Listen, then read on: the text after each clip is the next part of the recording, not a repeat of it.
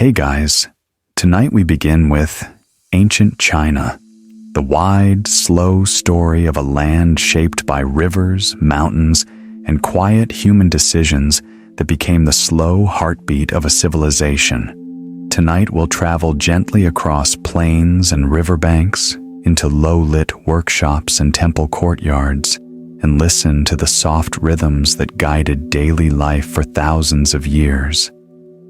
Our pace will be calm, our language simple, and our journey will begin at the very beginning, the land itself. Before we settle in and begin our peaceful journey, take a moment to like this video and subscribe, only if what I share here truly resonates with you. Your support helps me create more of these videos, and if you feel like it, let me know where you're tuning in from and what time it is. It's always fascinating to see the many corners of the world where we connect. Now dim the lights, make yourself comfortable, and let's ease into tonight's journey together as we explore what lies ahead. Chapter 1. The land, the rivers, and the first settlements. Imagine for a moment a map lit only by moonlight. In the eastern reaches of a vast continent, two great ribbons of water cut through the land. The Yellow River in the north, winding and sometimes violent, and the Yangtze in the south, broad and patient. Between them, plains open like pages of soft, fertile earth. Mountains stand as slow guardians, the Himalaya far to the west and south, the ranges of the east forming a quiet frame. The climate shifts gently from north to south. Winters can bite along the Yellow River, while the Yangtze's southern reaches are kinder and greener. This is the stage on which the long story of ancient China first unfolds. The rivers are the first characters we meet. The Yellow River, Huanghe, earned its name from the fine golden silt it carries, loess that smells faintly of earth and rain. This dust gives the fields their fertility, but it also makes the river unpredictable. Over centuries, villages rose and fell with the mood of the Yellow River, learning patience and resilience. The Yangtze, larger and deeper, opened routes for boats and for rice cultivation. Its floodplain supported denser, more humid ecosystems, different crops, and a different rhythm of life. In these river valleys, from around 6,000 years ago and earlier, small communities gathered.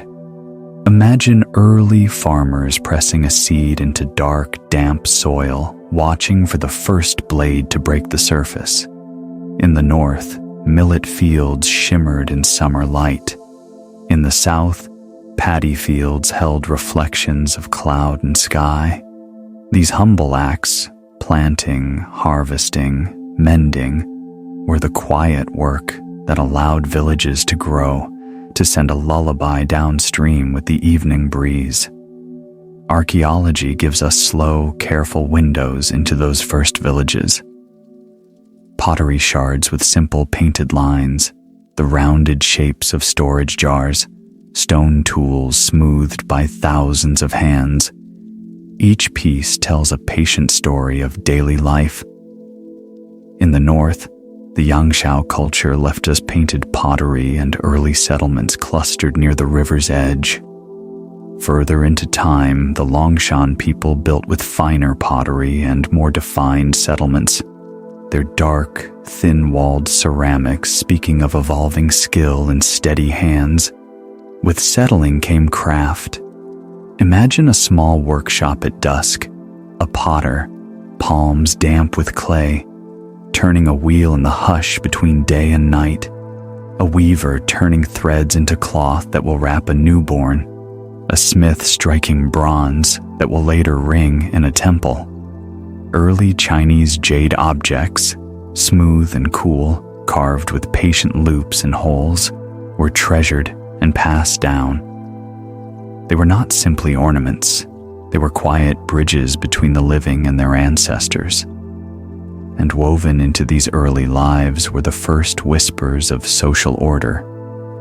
Families gathered in compounds, elders remembered laws of behavior, and cooperation across irrigation channels became natural necessity. When water needs to be shared, conversation becomes ritual. The first forms of leadership often grew from those who could calm the dispute over the flow of water, the timing of planting, or the movement of flocks. One gentle, enduring story from this early era is the myth of Yu the Great, a tale that feels at once practical and dreamlike. For many nights, tilling and tending, people remembered a time when floods rose without mercy, swallowing fields and villages. Then came Yu, a figure who spent years walking along riverbanks, opening channels and guiding rivers to find new beds. He did not sit in lofty courts. He worked in mud and reed, sometimes with hands so cracked and worn that his story became a lesson in modest perseverance.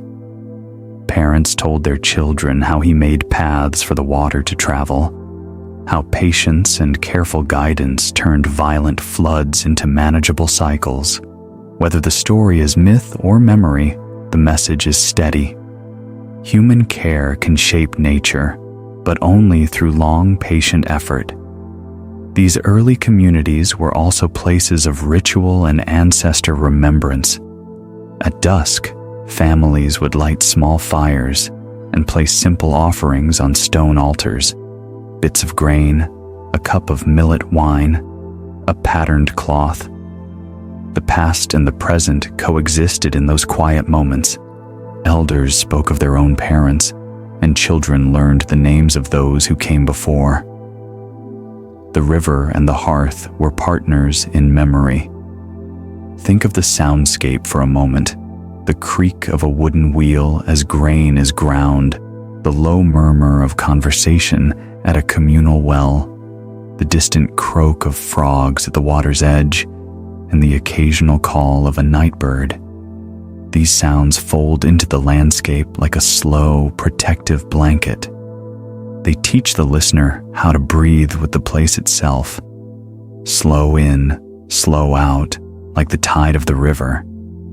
We should pause here and feel how these early choices, where to plant, how to build, when to gather, set patterns that would echo through millennia. The development of agriculture made possible craft, hierarchy, and ritual. It created the conditions for philosophy and poetry to be born, for chiefs, and later, kings to imagine ruling more than one village. It gave time for people to ask what it means to be human in a world shaped by river and mountain. As we breathe with this landscape, consider how future chapters will unfold from these beginnings. From the practical wisdom of water management came ideas about order and right rule. From small workshops came the crafts that would travel across continents on silk-threaded caravans. From simple village rites came the complicated rituals of the imperial court. Each of those stories we will visit in turn: the great wall's labor across mountains, the clay guardians in an emperor's tomb, the long conversations of Confucius near a calm pond. All of them begin here, with millet in the soil and the hush of evening over the rivers. Tonight, as you listen, picture a small settlement at dusk, smoke curling from a simple hearth, children's shadows flickering against mud brick walls, and an old woman by the riverbank running her fingers over a smooth stone. Let these images settle like light on the surface of still water. Breathe in the patience of those early days. Breathe out any hurry you carry. There is time in this story. So much time that each small action becomes a quiet legacy. In the next chapter, we will step into the Bronze Age, where the first large towns took shape. bronze sang under hammer blows, and ancestral ritual deepened into written signs. We will move slowly, with care, from fields and river paths to the larger structures that began to shape regions and rule many people.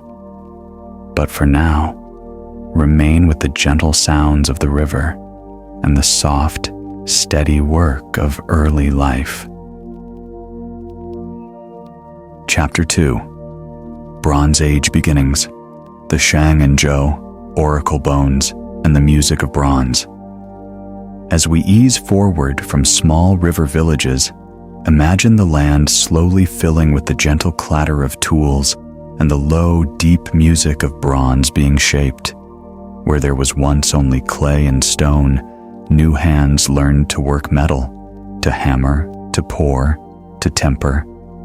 This was the Bronze Age, a time when everyday life became threaded with the cool gleam of bronze vessels, the steady rhythm of ritual, and the first written marks that would hold a people's memory for centuries to come. Picture a settlement that has grown into a town. The air carries more voices, the roadways are firmer, trodden by traders and farmers with loads on their backs. Near the center stands a workshop with a low doorway and sloped roof. Within, a craftsman lifts a bellows and breathes life into a charcoal fire. Bronze glows from the crucible, liquid, molten, and orange as a small sunset, then is poured carefully into clay molds carved with spirals and animal faces. These objects are not merely tools, they are bridges between the living and the sacred, large ritual vessels called ding rest on tripods, their rounded bodies echoing with sound when struck. They will be used to offer food to ancestors, and their weight and decoration speak of status and memory. From these workshops comes another sound, the delicate tapping of oracle bone inscription. Imagine a scribe, ink faint on his fingers, taking a shoulder blade or a fragment of tortoise shell. He marks the bone with short questions. Will the harvest be good? Should we move the herd? Will the king recover from his fever? Then, with a small, hot poker, heat is applied until the bone cracks. Those crack lines, interpreted by ritual specialists, become answers. The patterns of fracture are transcribed and stored, and in those marks the earliest Chinese characters take shape. These inscriptions are hushed conversations with the future and with the ancestors, recorded in ink and bone. At this time, the idea of the ancestor becomes central. Family lines are not only remembered, they are actively attended to. Offerings are made with a calm, ceremonious precision. A bowl of millet placed in a wooden tray, a ribbon tied at a gate, a carefully folded garment left on a small stone. Ancestors are not distant mythic figures. They are beings whose favor is sought for successful planting, for protection in childbirth, for victory in dispute. The ruler, too, is measured by his relationship to those who came before him. Did he make the proper offerings? Did he maintain harmony between earth and heaven? This was also an age where cities began to take more formal shape. Imagine ramparts of packed earth rising around a town, gates that open to markets, and houses clustered along planned lanes. In the largest centers, palaces and temples sit on higher ground, their courtyards echoing with the measured footfalls of attendants, their altars smelling faintly of burnt offerings. In the quiet hours before dawn, the city has a soft hush. Dogs find place in doorways, smoke rises in thin threads, and a stable clockwork of daily life prepares to begin. Stories from this era hold a gentle mix of human drama and cosmic order. One such tale is about a master bronze caster who was asked by a ruler to create a bell so pure in sound that its ring would befit the heavens. The craftsman worked for seasons, perfecting the alloy and the mold, sacrificing both sleep and family time to chase that single note. On the day it was finished, the bell's sound spread across the valley like a long breath, and villagers paused mid-chores to listen. In that moment, ritual and craft became an offering, an audible prayer that linked the hands that made the bell to a cosmos that could hear. Whether literal or symbolic, the tale reminds us how craft and ritual intertwined, and how artistic striving became a form of devotion. From a broader view, two dynasties would come to shape this Bronze Age, the Shang and the Zhou. Under the Shang, rulers consolidated power around ritual and warfare, using bronze not only for vessels, but also for weapons. Their inscriptions on oracle bones provide some of the first direct words we have from this past, questions carved in ink and cracked by heat. Under the latter Zhou, new ideas of legitimacy, what it meant to rule, began to take form. The Zhou spoke of a higher principle, the mandate of heaven, a poetic way of saying that rulers must govern with moral righteousness or risk losing divine favor. It is a subtle, almost musical idea that cosmic balance is not fixed, but conditional, a gentle verdict delivered in time. Think now of the sensory details that fill this chapter. The smell of molten metal and wet clay, the small steam rising from a pot of grains, the light that plays off polished bronze, and the faint smoke of incense during morning ritual.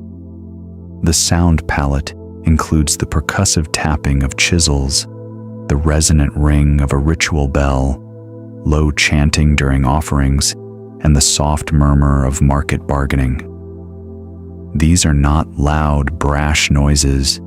They are measured, respectful, and cyclical, perfect for a sleep documentary where rhythm soothes and curiosity lingers. Education and craft spread slowly but surely. Artisans trained apprentices, elders told stories by lamplight, and young scribes learned to copy characters until their strokes felt like the rhythm of breathing. The process of learning, slow repetition of brushstroke and hammer strike, creates a mental space of focus. It is within this slow discipline that philosophy and ritual find fertile ground. This is also a period of technological refinement that feels, at once, intimate and transformative. The development and proliferation of bronze tools and weapons reshaped agriculture and warfare with quiet efficiency. Bronze axes allowed forests to be cleared for fields.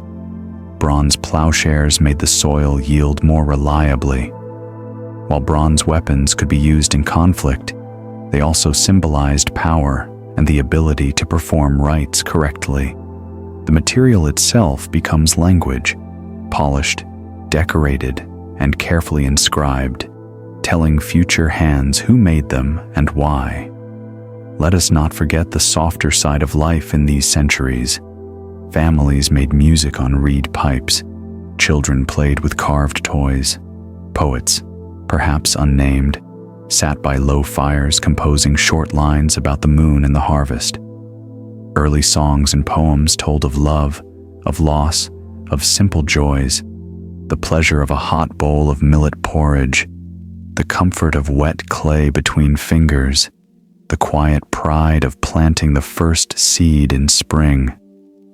These small moments are the human heartbeat beneath the grander structures of kings and rituals. As centers of power grew, so too did social complexity. Rulers maintained networks of alliances. Craftsmen formed guild-like relationships. Communities negotiated water rights and grazing seasons. The dynamic between ruler and ruled is rarely simple. Sometimes benevolent, sometimes harsh, and often wrapped in the language of ritual propriety. The mandate of heaven, introduced and elaborated by Zhou thinkers, hints at a moral contract between the heavens and those who govern. The idea that legitimacy is earned, not simply inherited. It is a concept that would echo across centuries, allowing later generations to justify change while grounding order in moral language. Our chapter also touches on burial practices, which illuminate how people understood life and death. Tombs grew more elaborate across the Bronze Age. Simple graves might contain pottery and tools. The rich and powerful were interred with bells, chariots, and sometimes human attendants in earlier periods, an expression of belief in an afterlife where social roles continued. These burials were quiet assertions, soft, ritualized, and deeply human, saying, in the hush of the earth, that memory and care extend beyond a single life. Now, consider the texture of thought being born in these years. The world becomes a place where cause and sign are read carefully, cracks on bones, the ring of bronze, the alignment of stars.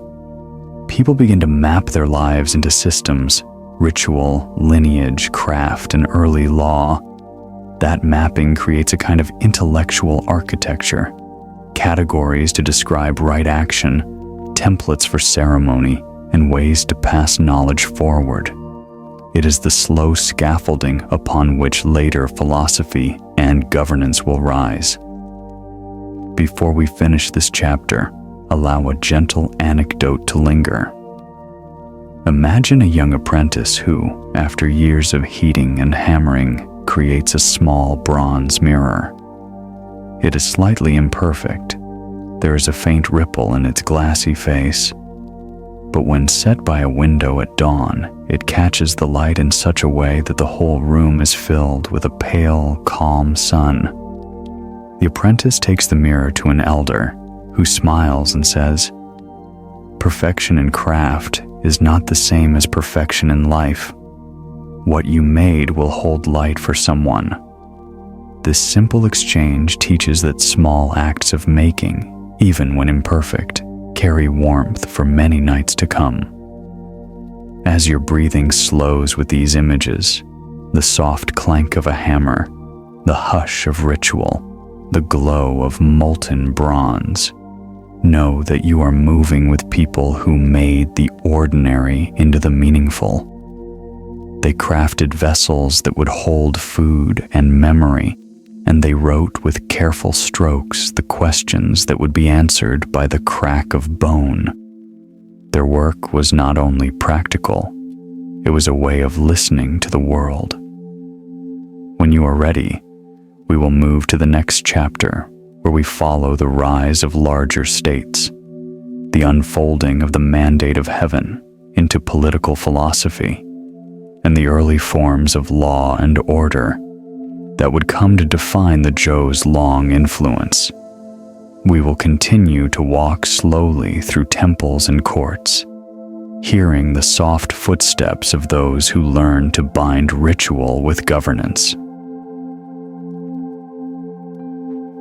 Chapter 3: The Mandate of Heaven and the Rise of Dynasties. As the Bronze Age settled into rhythm, the concept of power in ancient China began to take shape in a way that feels both natural and profound. The rivers had nurtured villages, the mountains had offered protection, and the first kings and rulers emerged. But people asked themselves a quiet, persistent question: why do some leaders rise while others fall? How can the power of one man or family last? And what keeps order in a world so large and unpredictable? The answer, slowly developing during the Zhou dynasty, was called the Mandate of Heaven. Imagine this idea as a soft but steady voice from the cosmos. It was not written as law on stone, but as a moral principle understood by all. A ruler's right to govern came from heaven itself, but this right was not absolute. Heaven favored just and moral rule, and if a king became cruel, corrupt, or careless, he could lose this sacred support. Floods, famine, and disasters were not just natural events. They were gentle, quiet signs that the ruler's conduct might have drifted away from harmony. Think for a moment of a river flowing through a valley. The current is steady, carrying water, soil, and life. But if the river is blocked or mismanaged, the land suffers. The mandate of heaven is like that river's flow. When it is respected, people flourish. When it is ignored, the consequences ripple softly but surely through villages and towns. This principle would guide the rise and fall of dynasties for thousands of years, shaping not only politics, but how individuals understood justice and morality. With this understanding, we see the rise of new dynasties as almost inevitable waves on the river of time. The Zhou dynasty expanded beyond the Shang, bringing new ideas of governance. Imagine sprawling, low hills dotted with early towns, each town quietly pledging loyalty to a ruler who ruled through moral example and ritual practice. The Zhou kings were careful. They performed ceremonies to honor ancestors and gods. They held audiences with local lords, and they encouraged rituals that reminded people of their place in the cosmos. Harmony, rather than fear alone, became the glue that held society together. It is also a time when early Chinese philosophy quietly begins to form. While Confucius and Laozi would come later, the seeds of thought are present in the Zhou period. The idea that human behavior has cosmic consequences, that morality and order are linked, and that leaders must guide by example can be traced to these early kings. Everyday actions, how a farmer shares water, how a craftsman completes a ritual, how a ruler listens to complaints, are imbued with a sense of larger purpose. Life is not chaotic. It is a slow, gentle dance that requires care, attention, and balance. The Zhou dynasty also brought innovations in governance. Picture a vast territory divided into regions, each managed by local lords who reported back to the king. Roads and river routes connect towns, allowing messages, soldiers, and goods to move across the land. This network of communication was essential for stability, even as the kingdom grew in size, and yet the system remained human and humble. A lord's power depended on respect from his people and loyalty to the king. The mandate of heaven reminded all participants that cosmic order demanded moral responsibility. Daily life during this era was layered with ritual and quiet routine. Early Zhou towns were full of the soft rhythms of work, farmers tending rice paddies or millet fields, smiths hammering bronze tools and weapons, potters shaping clay in small round workshops, and scribes recording events on bamboo slips. In the evening, families would gather for meals of rice, wheat, or millet, and quietly recount the events of the day.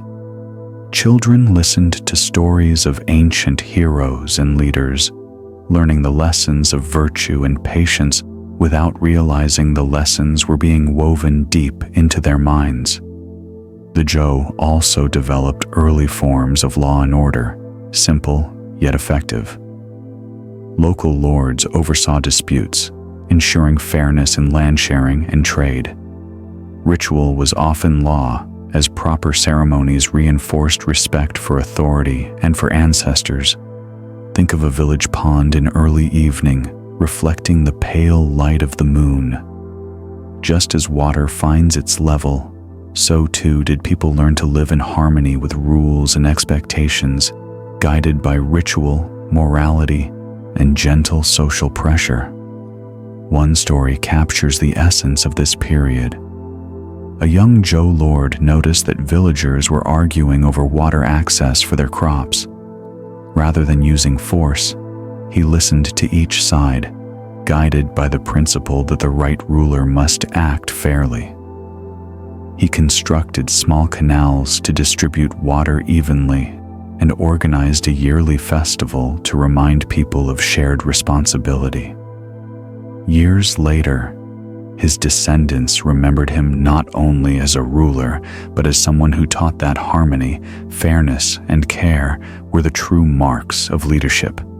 In the quiet, unassuming acts of such leaders, the mandate of heaven comes alive, soft, steady, and enduring. Beyond governance, art and culture flourished. Bronze vessels continued to be refined, engraved with patterns of dragons, clouds, and celestial motifs. Music played a subtle role in daily life. Bells and chimes marked ceremonies, while reed pipes and strings provided background harmony in homes and temples. People learned that beauty and rhythm are not just decorations. They are gentle threads that hold society together, soothing the spirit as much as the eye and ear. The mandate of heaven also set the stage for cycles of change. Dynasties would rise, flourish, and eventually decline, not by accident, but as part of a cosmic rhythm. A poor harvest, a neglected ritual, or a ruler who forgot moral duty could lead to unrest, which in turn opened the way for a new leader to emerge. This gentle understanding of cause and effect teaches patience and perspective. History is long, and no single moment defines the whole story. As you imagine this era, picture it as a slow river flowing over smooth stones. Villages line the banks, children play in shallow streams, and the scent of burning incense drifts from small temples. Bronze glimmers in workshops, and the evening sky softens as stars begin to appear. The mandate of heaven is a quiet, invisible presence, like a soft wind through the trees, reminding people that order, virtue, and harmony are the foundations of life. In the next chapter, we will explore one of ancient China's most remarkable creations, the Great Wall.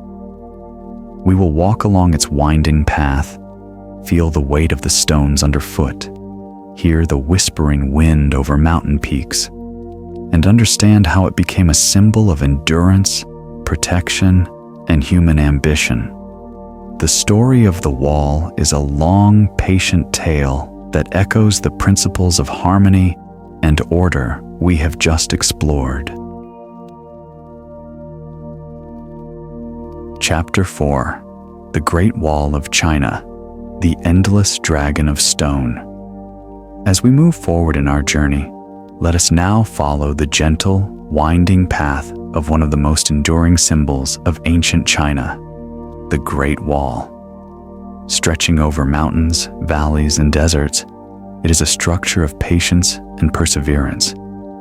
Imagine it not as a simple barrier, but as a living, breathing entity, an endless dragon of stone curling across the landscape, watching quietly over centuries. The Great Wall was never built at once. Its origins trace back to the Warring States period, when small kingdoms in the north erected walls to defend their lands. Stones and tamped earth were piled slowly, day by day, by hands hardened from years of labor. When the Qin dynasty unified China under Emperor Qin Shi Huang, these walls were connected into a more continuous network, stretching for thousands of miles. It was not just a military structure, but a monument to human determination, discipline, and the desire for safety in an unpredictable world. Imagine the construction process. Workers climbed steep mountain passes, their feet slipping on loose stones, carrying bricks or earth in woven baskets. The wind whispers around them, tugging at their cloaks and filling the valley with the sound of movement. Some stones are carved from nearby cliffs, others shaped in distant quarries and transported slowly over rivers and plains. Each brick, each layer of earth, represents hours of patient effort, sometimes at great cost. Legends tell of entire villages contributing labor for generations, each family leaving a quiet mark in the wall's endless length. Along the wall, watchtowers rise at regular intervals. They are small, silent sentinels with narrow windows facing the horizon. Soldiers stationed in these towers kept constant watch, scanning the landscape for signs of movement, the glint of distant armor, or the approach of trading caravans. Imagine their routine, long hours of quiet observation, the rhythmic sound of boots against wooden floors, and the faint echo of bells warning of danger. By night, torches flicker, casting warm light on stone walls, and the stars above are the only witnesses to human vigilance. Beyond its military purpose, the Great Wall holds stories and myths. Locals whispered of dragons that slithered along the ridge in times of danger, of spirits who blessed the stones to protect the empire. Some say that if you listen very closely on a still morning, you can hear the soft echo of footsteps from centuries past, marching along the wall, carrying their hopes and fears with them. This is a structure not only of defense, but of imagination and memory. The wall also shaped the lives of ordinary people. Villagers who lived near its bases found employment as laborers or craftsmen, mixing mortar, shaping bricks, or carrying supplies. Others benefited indirectly. Roads improved for transporting materials, watchtowers offered safety, and trade sometimes followed the wall, creating new paths for exchange. Life was not easy here, but it was structured, steady, and deeply human. Families passed down stories of ancestors who had contributed to the wall, connecting personal memory to a monument of national significance. Consider the visual experience. The wall weaving across mountains like a dragon's spine, stone steps uneven beneath your feet, fog drifting through valleys, and the morning sun turning the earth golden. The rhythm of climbing, resting, and moving along the wall has a natural cadence, slow and meditative, like walking through centuries of history. It invites reflection on effort, endurance, and the weight of human ambition. Even after the Qin dynasty, successive dynasties like the Han, Sui, and Ming extended and repaired the wall. Each edition tells a story of changing priorities, evolving engineering, and the constant negotiation between nature and human intention.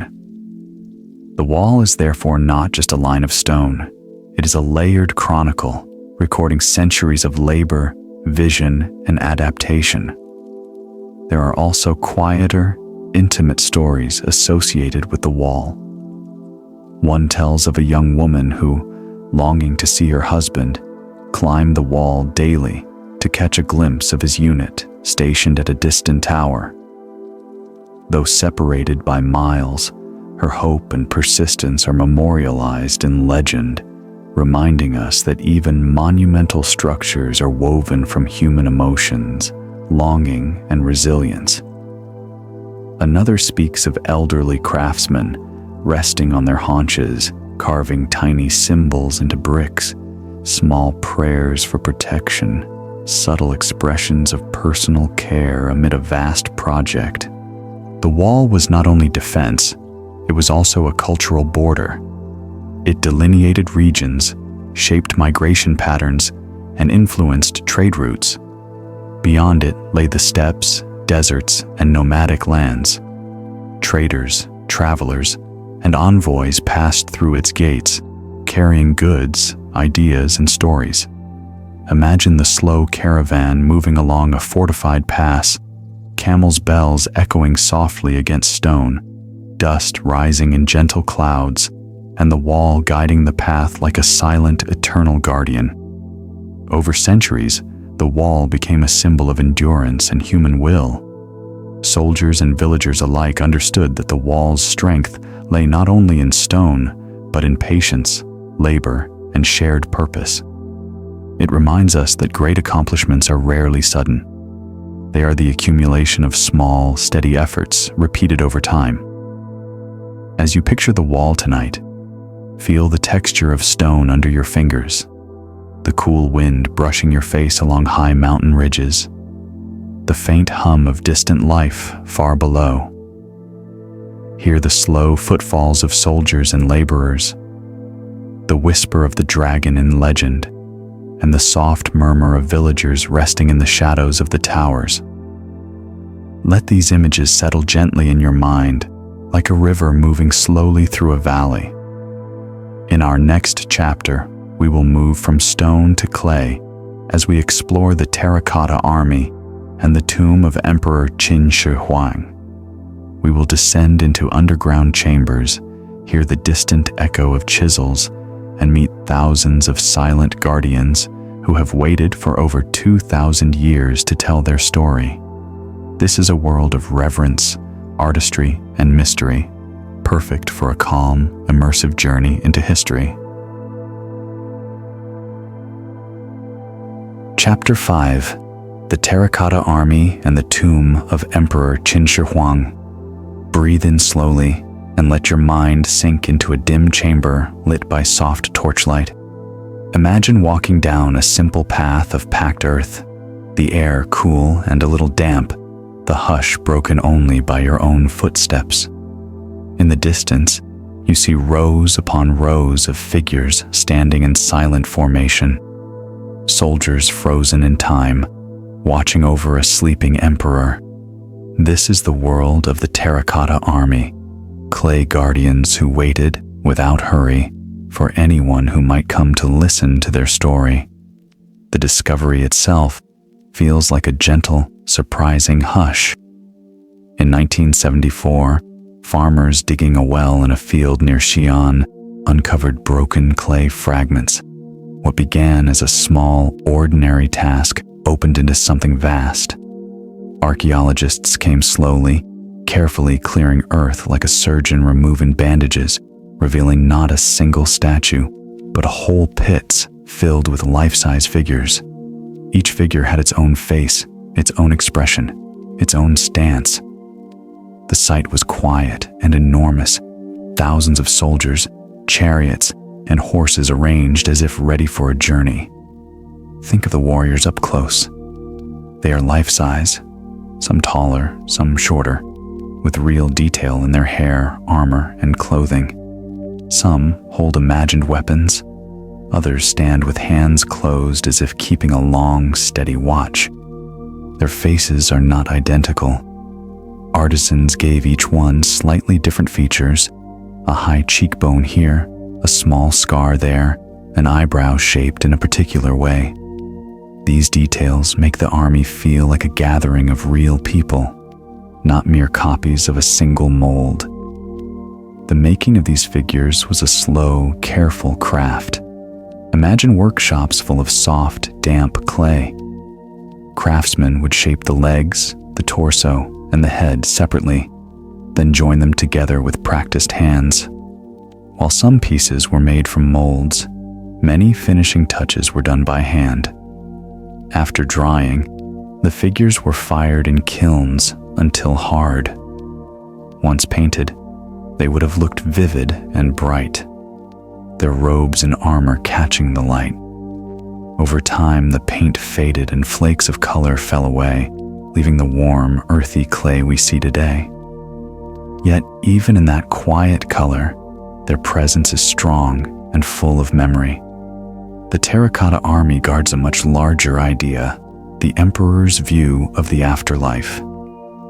Qin Shi Huang, the first ruler to unify many states into what we now call China, believed that his power should continue after death.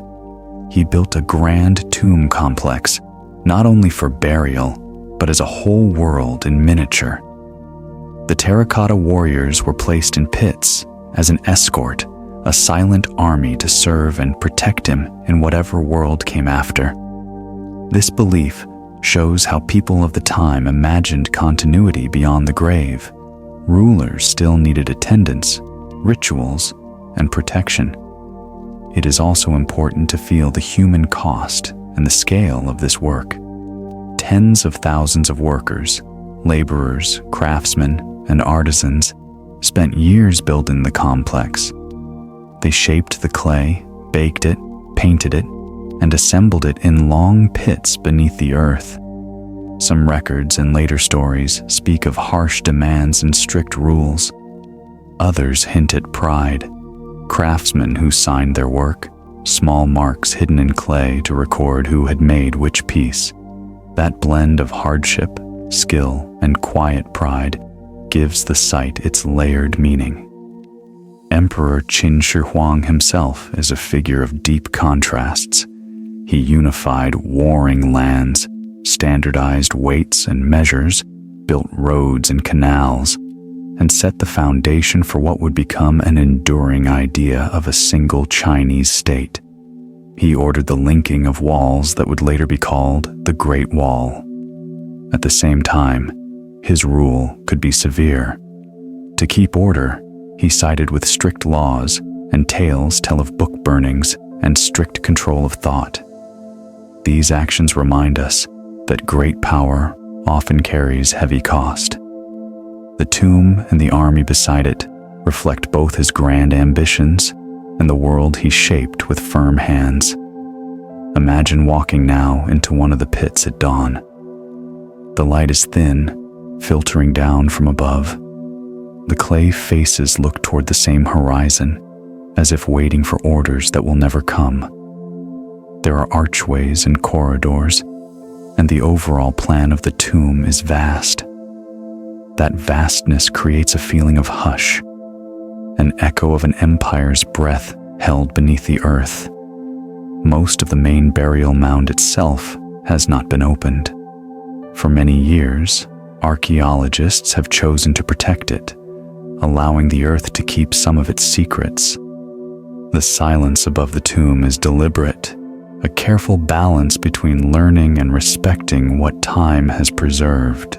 Stories and small human details bring this place closer. One quiet tale is about a potter's apprentice who once helped shape a single terracotta hand. He later married and had children, and in his old age, he would walk past the fields and say he had made a small part of something much larger. He never thought his work would one day be seen by millions. This gentle thought shows how ordinary hands can make extraordinary things, and how small acts of care can reach across centuries. The Terracotta Army also teaches us about belief and ritual. The army suggests that people believed in an ordered afterlife that resembled earthly order. Ranks, clothes, and duties remained as they were in life. Tombs contained not just warriors, but musical instruments, chariots, and objects for daily life. Scholars and ritual specialists likely advised the emperor on how to fill his tomb to secure peace and status in the next world. This careful preparation shows a deep human wish for continuity, comfort, and dignity after death. In recent years, the Terracotta Army has become a quiet bridge between the ancient and the modern. Visitors from across the world come to stand before the rows of soldiers and feel the hush. They often move in low voices, respectful and slow, as if not to disturb the watch. The site offers a space for reflection about power, art, belief, and the steady hands of artisans whose work endures. As you rest with these images, notice the small sensory details, the faint smell of baking clay, the soft scrape of a trowel, the hush of voices, and the cool shadow inside a pit where sunlight barely reaches. Let this calm settle into your body.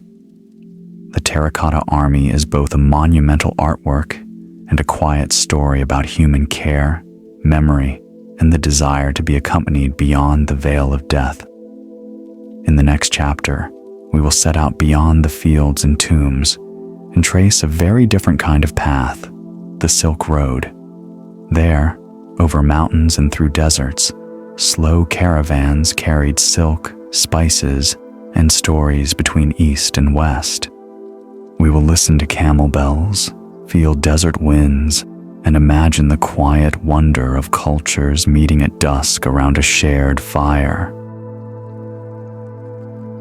Chapter 6. The Silk Road, Pathways of Trade and Dreams. Breathe slowly. Picture a thin line on a wide map, winding like a river of sand and stone across mountains and deserts. This is the Silk Road, not a single road, but many paths that linked faraway places. It carried silk, spices, and tea, but it also carried stories, songs, and quiet ideas that changed how people thought. Tonight, we will walk beside a caravan, listen to camel bells, and watch stars over a desert campfire. Imagine a caravan at dawn. The air is cool. Camels stand patient and steady, their breath soft in the morning light. Men and women gather packs of bales and wooden crates. Silk is wrapped in cloth, smelling faintly sweet. Spices are packed in jars that promise distant flavors. Traders speak in calm voices, checking ropes and counting coins. Children watch from a distance. The caravan begins to move, slow and sure, each step sinking a little into the sand. The sound of camel bells becomes a steady, sleepy rhythm that matches the listener's breath. The Silk Road was many things at once. It was a path for goods, silk from the looms of the east, glassware from the west, spices that changed a meal, and jewels that caught the sun. It was also a path for ideas, new religions, new plants, new crafts, and new music. A monk might travel one season to spread teachings. A doctor might carry seeds of plants that would grow in another land. A song could leap across mountains and be hummed in a market thousands of miles away. In this way, the Silk Road wove distant lives together like a slow, careful tapestry. The route changed with the seasons. In summer, caravans might prefer high mountain passes where the air was cooler. In winter, they moved along lower valleys to avoid deadly snow. Oases were precious places, small green islands in a sea of dry land. At an oasis, water might glint like a quiet mirror. Travelers would rest there, share a meal, mend a tent, and swap stories. Imagine the taste of warm flatbread, the steam of tea poured from a small pot, and the soft laughter of people from many lands sharing a moment of rest. Markets along the route were slow theaters of exchange. Picture a wide, dusty square. Tents and wooden stalls line the edges. Merchants sit cross-legged, their goods spread before them. A trader from the east offers silk with patterns of birds. A merchant from the west lays out glass beads that shine like morning dew. A pot of spiced stew simmers in the center, and the smell draws a small crowd. There is bargaining, yes, but also curiosity. People ask where a fine cloth came from, what stories travel with a spice, and who taught a new song. In these exchanges, things and stories changed hands together. One calm tale from the road is of a trader named May. She was small and quiet, but she had sharp eyes and a gentle manner. On her travels, she met a child who had lost his way. May shared a piece of bread and a length of bright silk to tie the child's cloak. Years later, the child grew into a potter in a distant town. He used that silk to wrap a special bowl.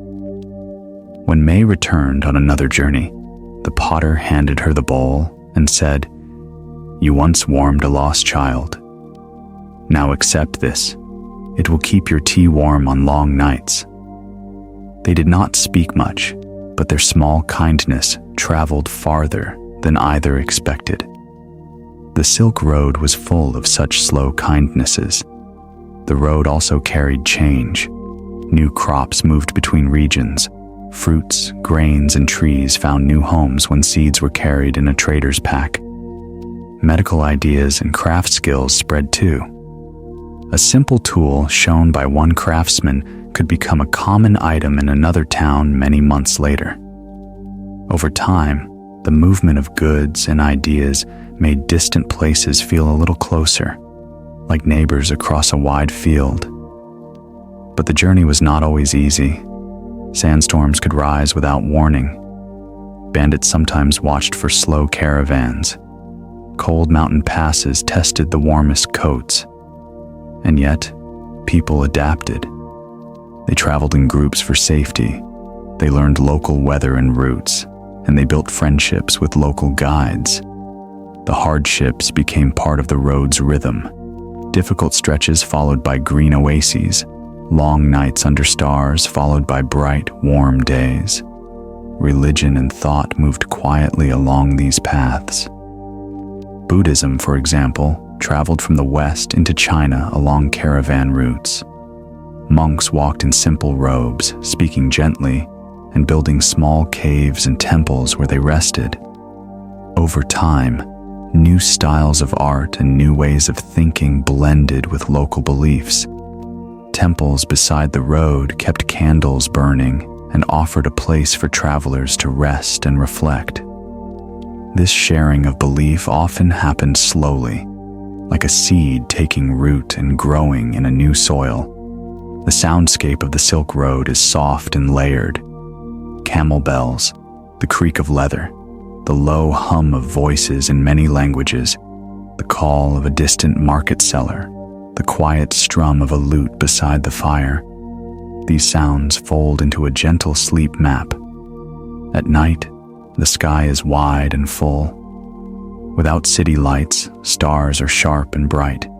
Travelers lay on woven mats and watched constellations wheel slowly overhead. Constellations guided journeys, gave comfort, and inspired stories whispered between friends. Trade also shaped cities along the route. Some towns grew into busy hubs where languages mixed and goods piled high. Inns offered simple rooms and warm food.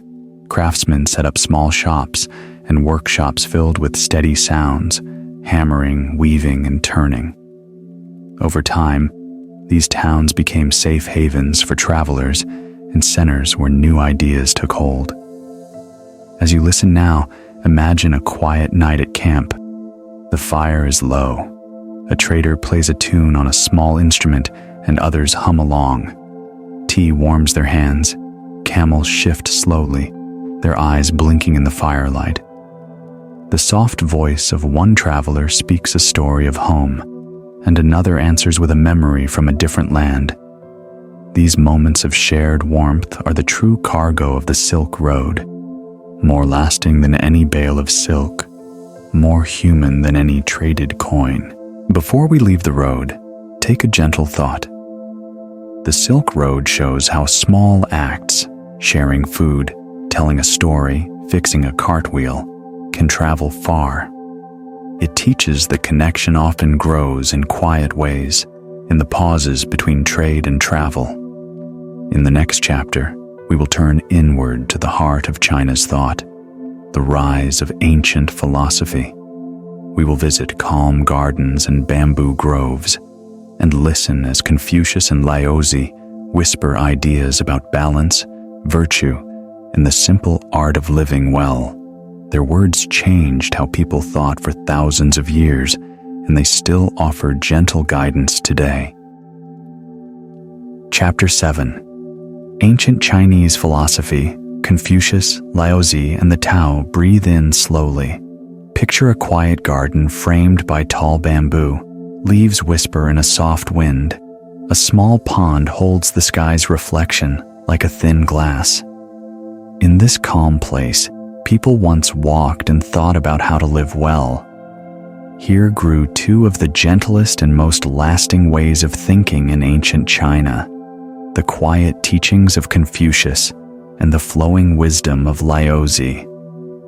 Imagine a teacher sitting on a low wooden bench, surrounded by a few students. The teacher speaks in a calm voice about how to be a good person. His name is Confucius.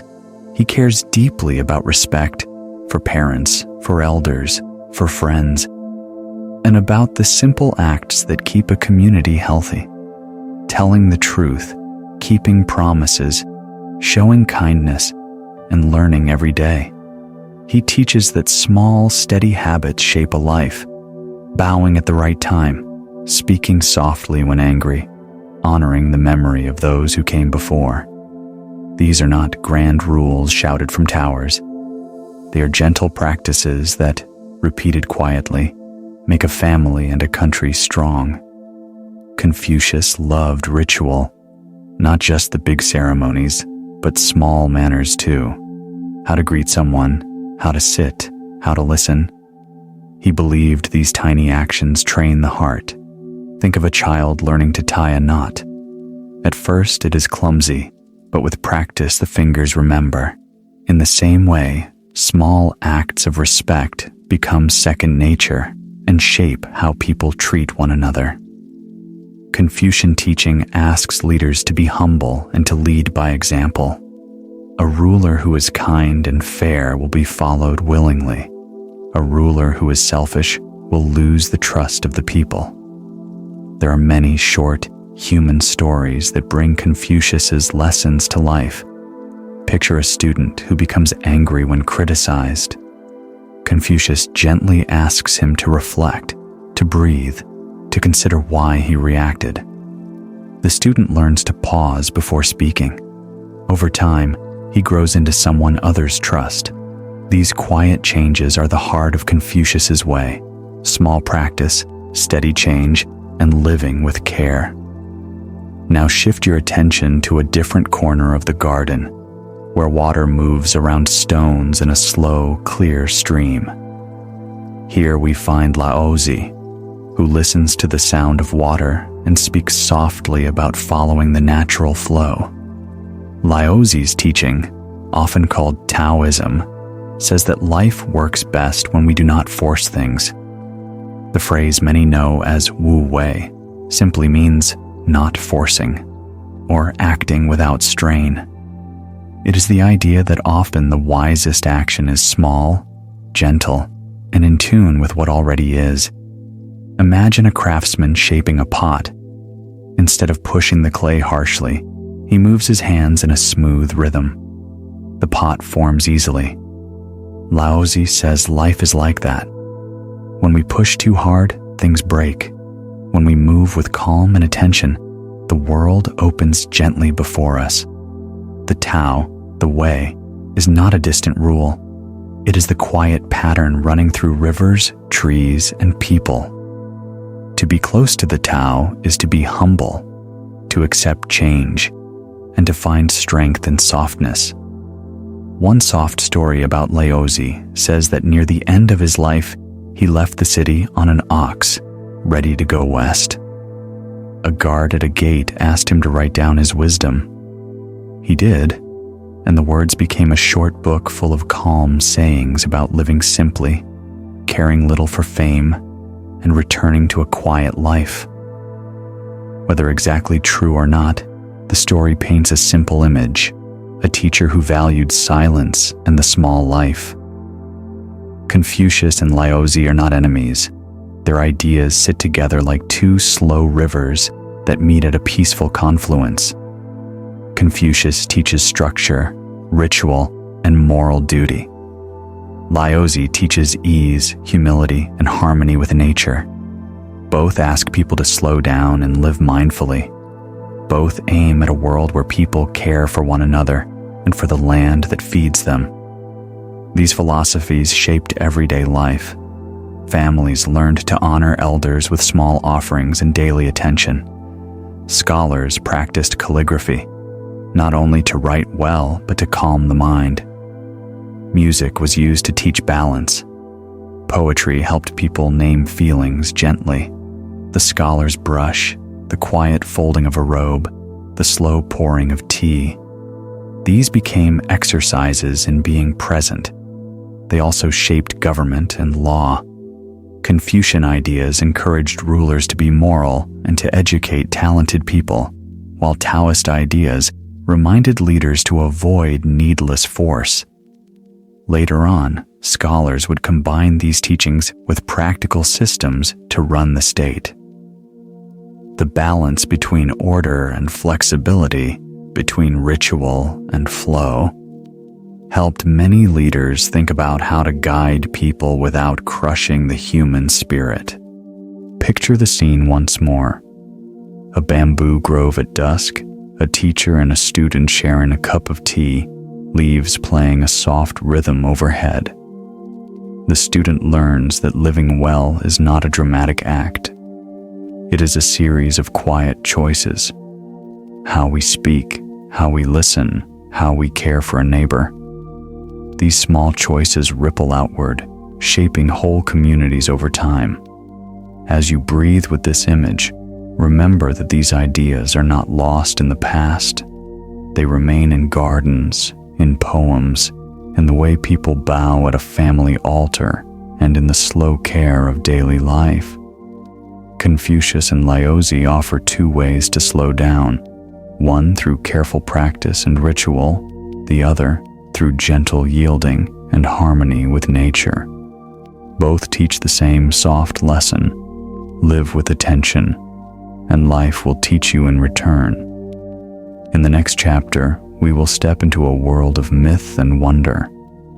We will meet dragons that curl like rivers, immortals who walk between mountains and sky, and the moon goddess who touches the night with quiet light. These stories shaped imagination, art, and ritual. They will guide us into a dreamlike part of ancient China. Chapter 8: Myths and Legends, Dragons, Immortals, and the Moon's Quiet Light. Breathe slowly. Imagine the night sky over a wide river, the moon bright and soft, clouds like cotton drifting across its face. In that light, stories unfurl, old tales told around fires, in temple courtyards, and under hanging lanterns. These are the myths that shaped how people in ancient China understood the world. Stories of dragons that ruled the water, goddesses who lived on the moon, makers of humans, and gentle immortals who walked between earth and sky. Tonight we will sit beside a low fire and listen to these calm, strange tales. Begin with the dragon. In Chinese myth, the dragon is not a monstrous terror, but a slow, powerful spirit of water and weather. It swims through rivers, sleeps in lakes, and curls along mountain ridges. The dragon kings rule the seas and rivers, deciding when rain will fall. Fishermen and farmers would make small offerings at river bends, asking the dragon for steady rain or calm waters. Picture a river at dawn, mist rising in thin veils. A villager sets a small cup of rice on a flat stone, whispers a wish, and watches as morning light slides over the water. The dragon is a guardian and a force of change. When pleased, life grows. When angered, floods can sweep across fields. This balance between blessing and danger is part of the dragon's quiet power. Now let the mind drift to creation stories. One soft myth tells of Pangu, who, in the slow dark before the world, stretched and separated heaven and earth. His breath became wind, his voice thunder, his body the land. Another gentle and tender story is of Nua, a motherly figure who shaped humans from clay. When the sky was broken by storms and the world rained fire or sank into flood, Nua gathered 5 colored stones, melted them into a patch, and mended the sky. Picture her painting small human faces with a soft stick and kneading clay into tiny bodies. These images are simple and warm, people made from earth, cared for by a patient maker. They remind listeners that life is fragile and loved, repaired by care and devotion. The moon holds its own quiet tale. The story of Chang'e is a calm, bittersweet legend. Long ago, there was a great archer named Hou Yi and his wife, Chang'e. When 10 suns rose at once and burned the fields, Hou Yi shot down 9 of them, leaving 1 to warm the world. For his deed, he was given an elixir of immortality. The story goes that to protect the elixir, Chang'e swallowed it and floated to the moon, where she lives alone with a jade rabbit, pounding herbs. Some tell it as a tale of longing, Hou Yi on earth, Chang'e on the moon, both looking up at the same round light and feeling both comfort and ache. This story is why on mid-autumn nights, families gather, share mooncakes, and look up together, feeling close even when far apart. There are gentle tales of immortals who walked the land and taught small, useful wonders. The 8 immortals are a group of legendary figures who each hold a symbol, a fan, a flute, a lotus, a gourd, and together they show many ways to live well. One famous scene is the 8 immortals crossing the sea. Each uses their own tool, not force, to cross the large water. The tale teaches quiet cleverness. Use what you have, and you will find your way. Picture them at dusk on a calm sea, each figure gliding lightly, the waves whispering, their laughter soft like wind chimes. These stories gentle the heart and remind people that help often comes in unexpected forms. Myths also explain natural events. The mischief of Gong Gong, a watery spirit, is told in a hushed voice. In anger, he smashed his head against a mountain, tilting the world and causing rivers to change their course. People used the tale to explain why some lands flood more than others, and to remind themselves to respect the forces of nature. Stories like this carry a practical lesson and a poetic image, an ancient way of making sense of the natural world. Legends did more than explain. They shaped ritual, art, and daily life. Dragon dances that come to life in festivals are not only bright shows, they are acts of shared story. Teams of dancers lift a long dragon puppet, moving in waves through streets, drums marking each step. The sound of drum and cymbal chases away bad luck with joyful force. Lanterns float on rivers during festivals, carrying wishes and small prayers. People paint dragons and phoenixes on roofs and screens, not just for beauty, but to invite protection and balance. Art and symbol grew from these myths. Jade, smooth and green, became a sacred material, worn as a talisman, placed in tombs, carved into shapes of animals and spirits. The phoenix, often paired with the dragon, came to represent harmony. Dragon for the emperor, phoenix for the empress, together balancing power and grace. The turtle and crane symbolized longevity. These images became calm reminders, small icons to keep in a home or to quietly tuck beneath a pillow. Stories were told simply and often. Imagine an old storyteller sitting by a row of sleeping children, a small lamp turning the room gold. He speaks in a low voice about a dragon who loved the smell of river reeds, about a goddess who mends the sky, about an immortal who turns a problem into a small joke. Children listen, eyes heavy, minds painting scenes they will remember forever. These tales carried values, courage, humility, care, and bound communities in shared memory. Some myths became tied to special places. Mount Kunlun, a far-off misted mountain, was said to be a dwelling of gods and a place where stars might touch the earth. Temples rose at such sacred places, people made pilgrimages to taste quiet and feel connected to the stories that shaped their lives. In the hush of those temples, incense smoke makes slow curls in the air and bells ring like distant small rains. There are also personal small tales that bring myth into daily life. In one gentle village story, a fisherwoman lost her only net in a sudden storm. She prayed softly, leaving a small offering at the river's edge. The next morning, she found the net tangled around a large driftwood log, but inside it was a perfectly preserved jade pendant.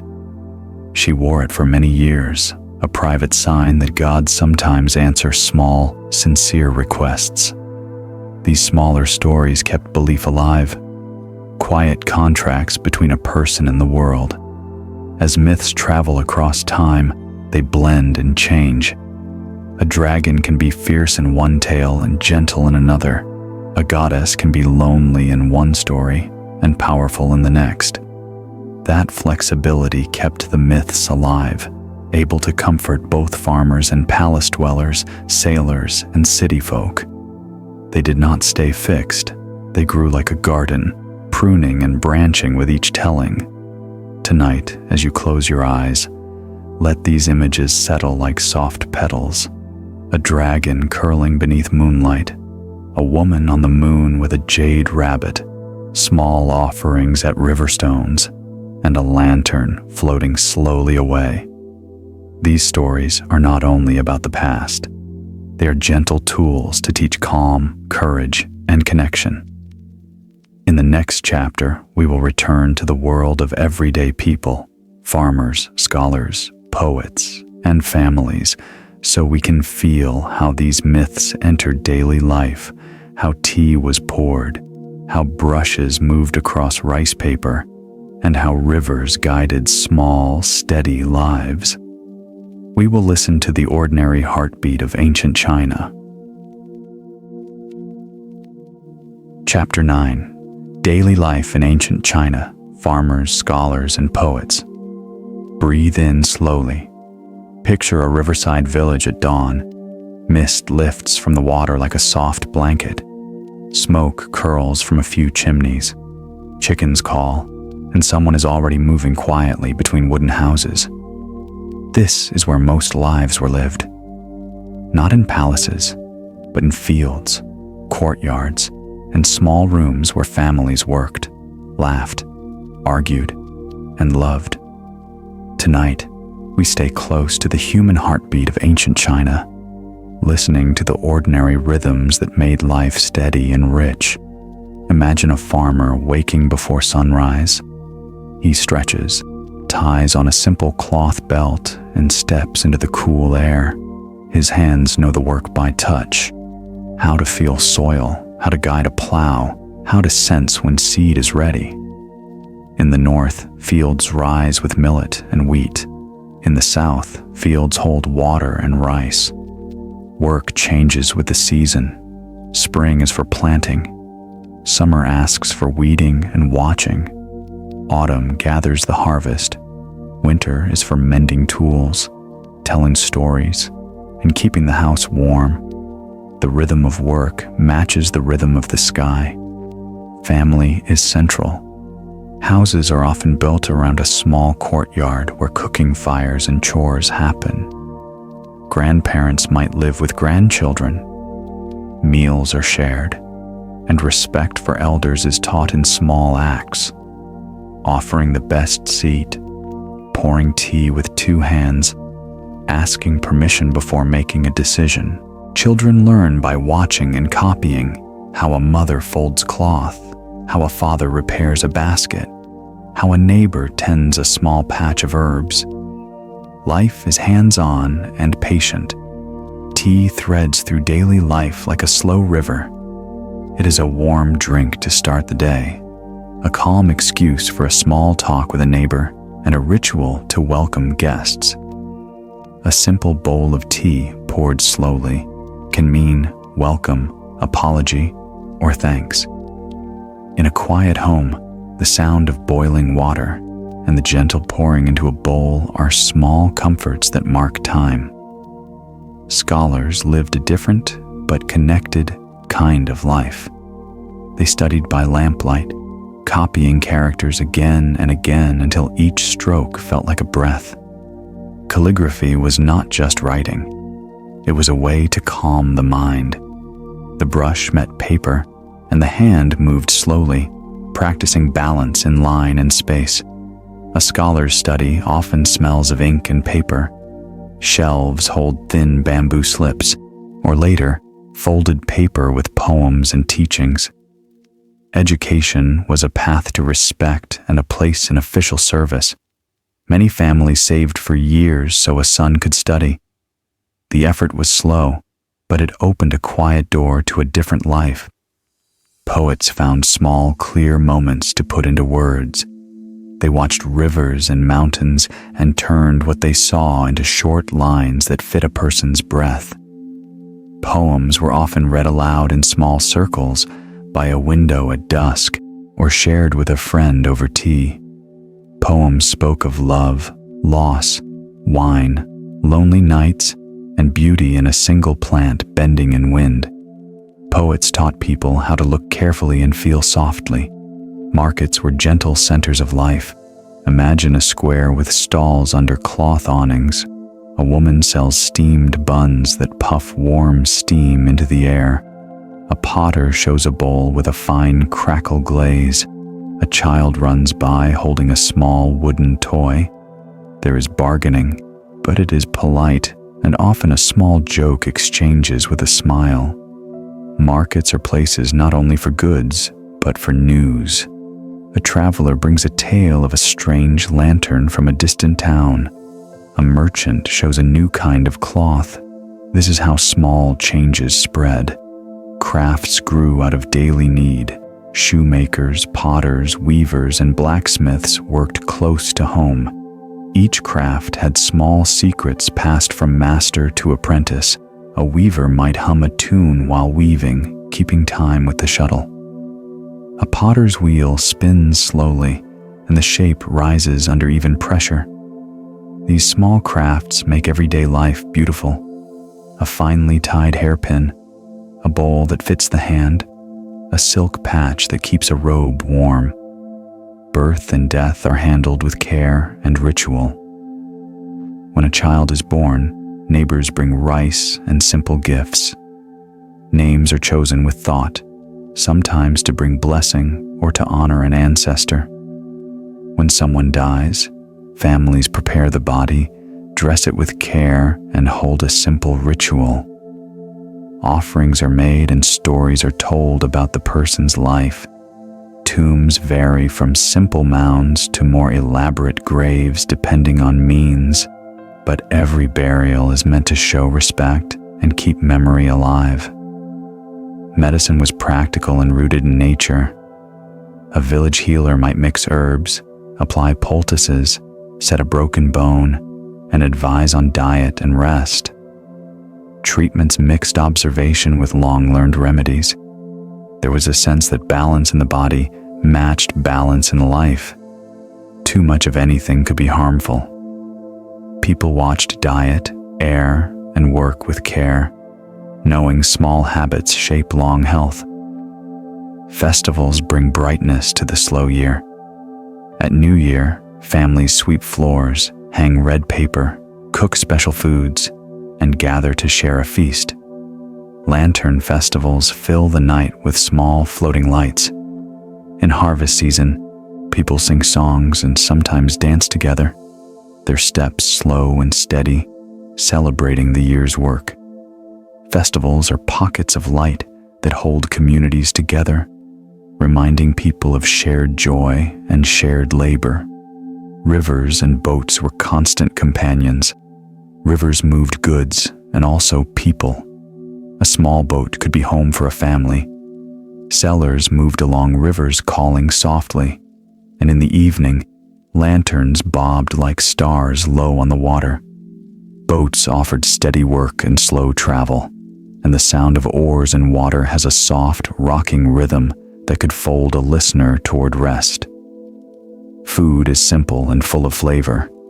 Rice and noodles, steamed buns, pickled vegetables, soy and fresh greens fill the table.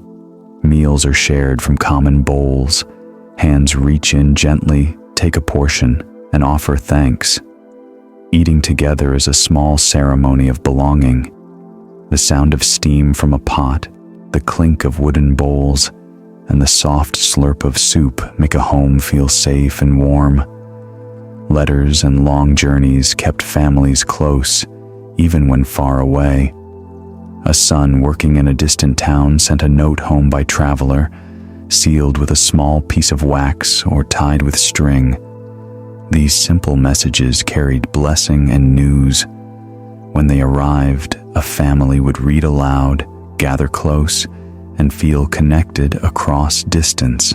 The act of waiting for a letter teaches patience and deepens appreciation when news finally comes. Quiet joys are everywhere. An old man feeding swans at the riverbank, a child learning to write a single careful character, neighbors sharing a small cup of wine after a day's work, or friends composing a short poem for a loved one. These small, steady moments make life slow and full. As we move toward the next chapter, keep this human picture with you. We've walked villages, sat in scholar rooms, tasted tea, and heard the soft clatter of a potter's wheel. Next, we will look at inventions: paper, the compass, printing, gunpowder, and see how quiet, useful ideas from this daily life shaped the whole world. We will slow down to watch the making of paper in a simple workshop, the steady turning of a compass, and the hush of a printing press spreading words like soft rain. Chapter 10: Ancient Chinese Inventions That Change the World. Breathe in slowly. Picture a small, quiet workshop at dawn. Sunlight moves across a low table. A simple tool sits ready. In many such small rooms across time, people made things that seemed ordinary at first: paper, a compass, a wheelbarrow. And those things quietly changed how the whole world lived. Tonight, we will move slowly through those workshops and kilns, listening to the soft sounds of making and learning how small ideas became very big. Let us begin with paper. Imagine a calm riverbank where plant fibers have been soaking all night. A maker, hands wet and steady, lifts a wooden screen from a vat of pulpy water. The thin film clings to the screen like a pale leaf. He pats it gently, presses out the water, and lays it on a flat board to dry in the sun. Over time, the paper becomes smooth and white, perfect for writing. Paper made writing lighter and easier than writing on bone, wood, or silk. One soft story tells of Kai Lun, a man at court who helped make paper more common. He mixed bark, rags, and plant fiber into a pulp and shared the method. People could write more, copy more books, and keep more records. Schools, poems, and ideas spread like seeds on the breeze because paper made it simple to share words. Next, we step into a small foundry where bronze cools in a shallow pit. Nearby, a wooden frame holds a bowl with a small, round magnet floating in oil. This is the early compass, a magnetized needle that points quietly in one direction. At first, it helped people find their way in the dark or on foggy hills. Later, sailors used it at sea. Imagine a ship on a wide, still ocean, sails full, but the sky thick with fog. The captain listens to the creak of the mast and trusts the needle's quiet finger to show the way. With the compass, long trips became safer. Traders could cross seas with more calm, and new routes opened slowly, like doors in a long wall.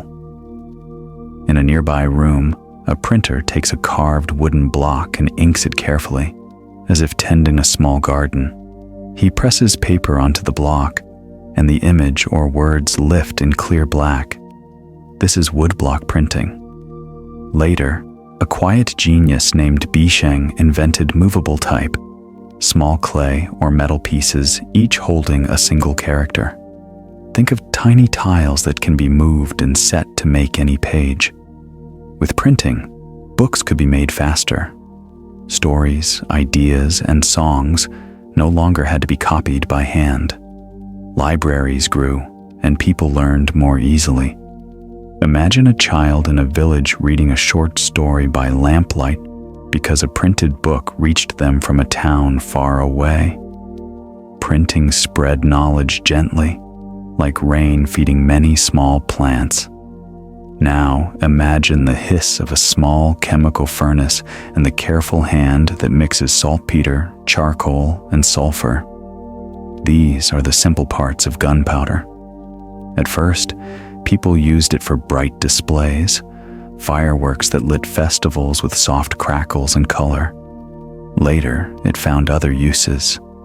Even so, the first use was often part of joy and wonder, a small light in the dark sky that made people gasp and then smile. From those bright nights came new tools and new ways to think about power and safety. Take a step to the kiln that breathes heat.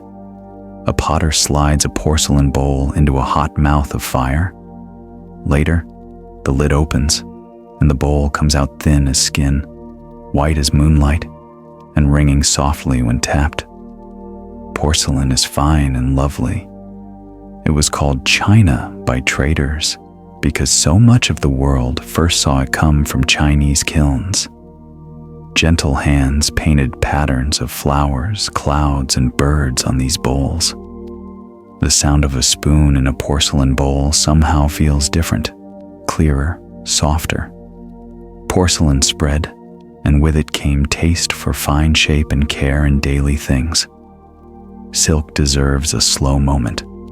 Picture a single silkworm on a leaf, making a thread so fine it seems like a strand of mist. Women tended silk in quiet rooms, pulling threads from cocoons and twisting them into bright threads. Silk cloth is smooth and warm, and emperors and traders loved it. Silk became a slow path to connect places. It moved from east to west on long caravans, wrapped as treasure and gift. The Silk Road carried not only cloth, but songs and recipes stitched into every bundle. Across a small farm, a laborer leans on a wooden wheelbarrow, then pushes it with ease. The wheelbarrow is simple, a single wheel and two handles, but it saves a body from heavy strain. What once took two people can now be moved by one. On fields and in towns, this small tool changed work. People could carry more, build more, and rest sooner at night. In a quiet corner of a study, a scholar turns a simple instrument engraved with marks. This is an early mechanical clock idea, a way to mark slow time.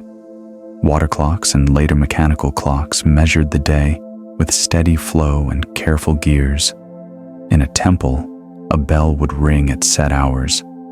People could arrange life around measured time, prayers, markets, and study. Time became a gentle rhythm that shaped daily life. The seismograph is another quiet marvel. Picture a large bronze jar with 8 small dragons around its rim. Inside, a pendulum waits. When the earth trembled far away, the jar's pendulum moved and one dragon's mouth opened to drop a small ball into a frog's waiting mouth below. The sound and sight told people that a distant quake had happened. Zhang Heng, a Han scholar, made such a device. It helped distant cities know when to send help.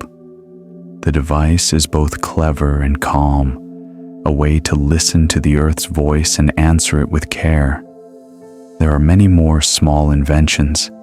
The iron plow that softens soil with less work, chain pumps that lift water to fields like a slow fountain, the mechanical repeating crossbow that improved farming and defense, and new ways to make and work steel so tools lasted longer. Each of these ideas began in a slow workshop, with hands that tried and tried again, learning from small mistakes. What all these inventions share is a quiet truth. Small, steady ideas change lives more than a single loud moment. A better paper makes more books. A simple needle that points north makes longer journeys possible. A thin pot of porcelain can teach care and beauty. The world grows not only with kings and wars, but with soft tools and steady hands. Slowly now, think of the soundscape of this chapter. The soft tap of a wooden block being pressed, the scrape of a brush on paper, the sigh of hot air from a kiln, the gentle clink of a wheelbarrow wheel, and the low, steady tick of a water clock. These are gentle rhythms that help a person sleep, each a small echo of human patience and careful thinking. As this chapter closes, remember that many of the things we use every day began as small experiments in simple rooms. They grew because people cared enough to try again. In the next chapter, we will step back into the city and the palace to visit the Forbidden City and learn how emperors lived in quiet majesty, surrounded by gardens, courtyards, and careful ritual. Chapter 11. The Forbidden City and Imperial Life. Breathe in slowly. Picture a wide, quiet courtyard framed by red walls and golden roofs, sunlight soft on carved beams. This is the Forbidden City, a place of order, beauty, and solitude, where emperors lived in careful ritual, and the smallest movement could hold meaning. Tonight, we will walk slowly through its gates, move between palace halls and private gardens, and listen to the soft sounds of a city that belonged to very few. Start at the outer gate. The wall is tall and painted a deep red that warms in the sun. Beyond it, roofs rippled like waves of gold. The name Forbidden City comes from the simple fact that ordinary people could not enter at will. It was a world set apart. Imagine stepping through a gate under a hush of carved dragons and finding courtyards arranged like rooms in a careful painting. The pathways are wide, the halls high, and everything feels measured, as if the space itself teaches restraint. The emperor is the center, but he is also a very private person. In official life, he is called the Son of Heaven. That title means his actions carry weight for many people, so rituals mark almost every important moment. Mornings often begin with small ceremonies. He might rise before dawn, dress in robes of fine silk, and perform offerings at a small altar to honor ancestors and the spirits. Priests and court officials stand in precise rows, their movements slow and practiced. These rituals are quiet. They are meant to steady the ruler and remind him of duty. Interior courtyards lead from public halls into more private spaces. In public halls, large audiences take place. Officials present reports, envoys are received, and formal decrees are given.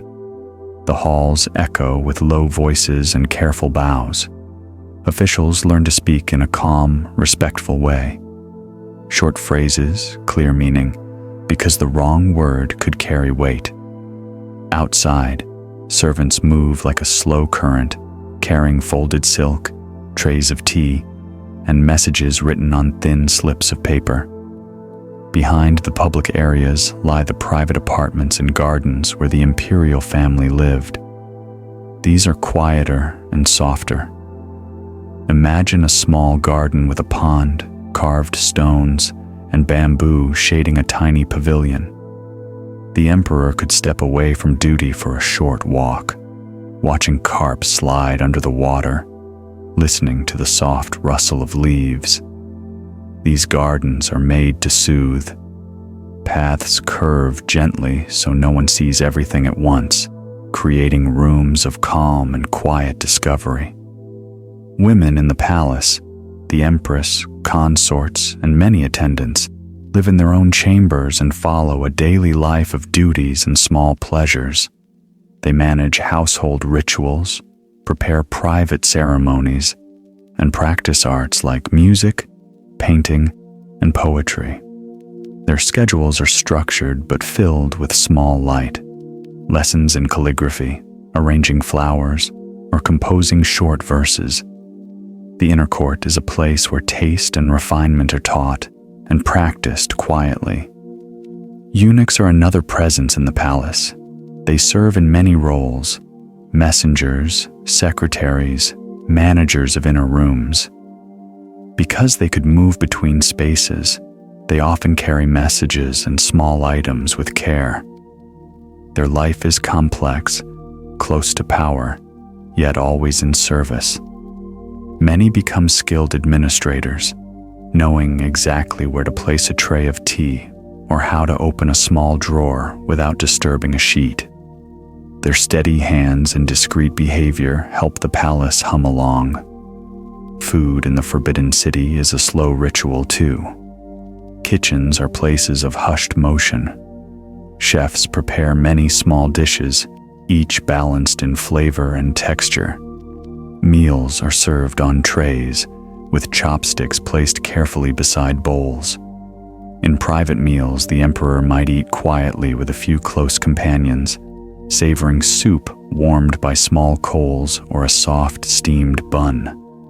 The palace also had rooms for medicinal food, stews and broths made to keep the body balanced. Every bite is part of care. Music and performance are gentle parts of court life. Small ensembles play zithers, flutes, and soft drums during private evenings. A poem might be read as the moon rises, or a short dance might mark a festival. The arts are both entertainment and training. They teach patience and taste.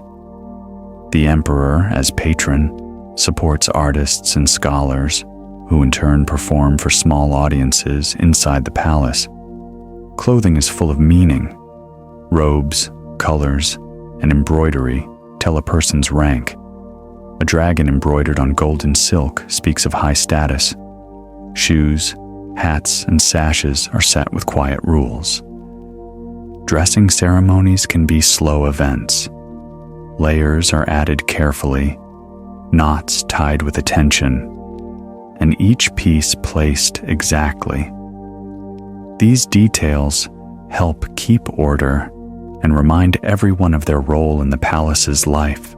The palace day has small rhythms: morning rituals, a walk in a private garden, an audience with a minister, a quiet meal, reading or writing, then evening music and sleep. Messages travel by officials and by runners who know the palace halls like a measured map. Even in busy times, the world inside moves with a formal calm. Isolation is part of palace life. The Forbidden City is grand, but it can be lonely. The emperor sees many people, but few are close friends. Trust is precious and rare. This solitude shapes decisions and sometimes makes the ruler distant from common life. Yet solitude also creates space for thinking, study, poetry, and quiet counsel. Emperors often turn to scholars for advice, and the palace becomes a place where books are read by lamplight and small meetings shape large policies. Rituals surrounding birth, marriage, and death are handled with utmost care.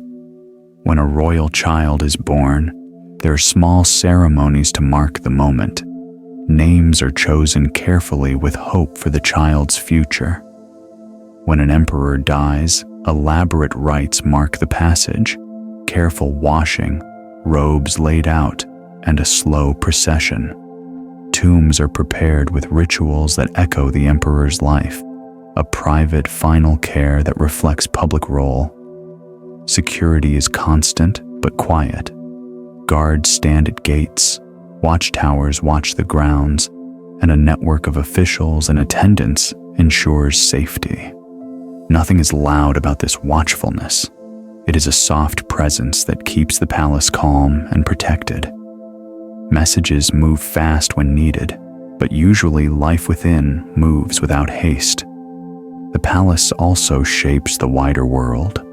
Through careful management and ceremony, the imperial court sends envoys, confirms appointments, and keeps the country connected. Laws and examinations are organized from here. The imperial exam system, which selects officials by tested skill and learning, links village schools to the highest halls. Young men in distant counties study for years so they might one day enter office and serve in the empire. That slow path of learning connects the village to the palace in a long chain of calm effort. A small story helps us feel the human side of palace life. An old court painter, his hand steady though his back is bent, is asked to paint a small portrait of a beloved concubine. He works for nights by candlelight, mixing colors and practicing small strokes. When he finishes, he places the painting in a hidden drawer. Years later, when the painting is found, it moves someone to gentle tears, proof that a quiet, careful gesture can keep memory alive longer than any decree. As you imagine the Forbidden City tonight, picture secret gardens, slow music, careful robes, and soft-footed servants moving like a calm river. The palace is a place of power, yes, but it is also a place of many small human moments, of art, food, books, and quiet rituals. Its walls hold both beauty and loneliness, and within them, people learned to live a life of measured steps. In our next chapter, we will return to the earliest dynasties, the Shang and Zhou, and look deeper at their beginnings, bronze rituals, oracle bones, and how ancestor worship shaped early belief. We will listen to the crack of heated bone and imagine the first marks that became characters. Chapter 12.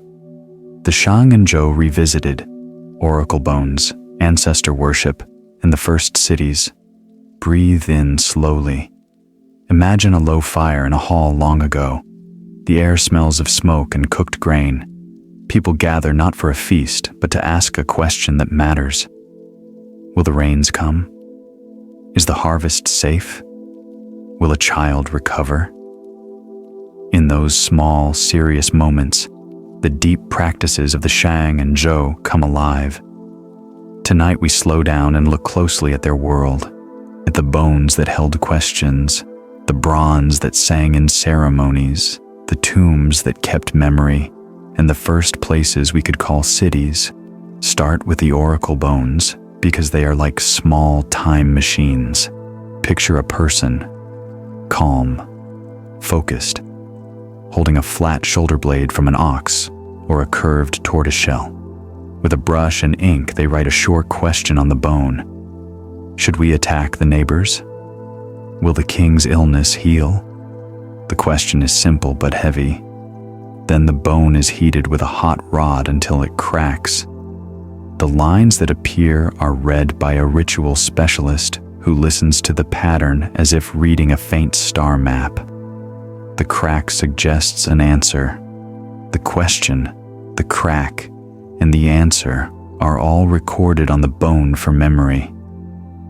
The bones are small, careful records.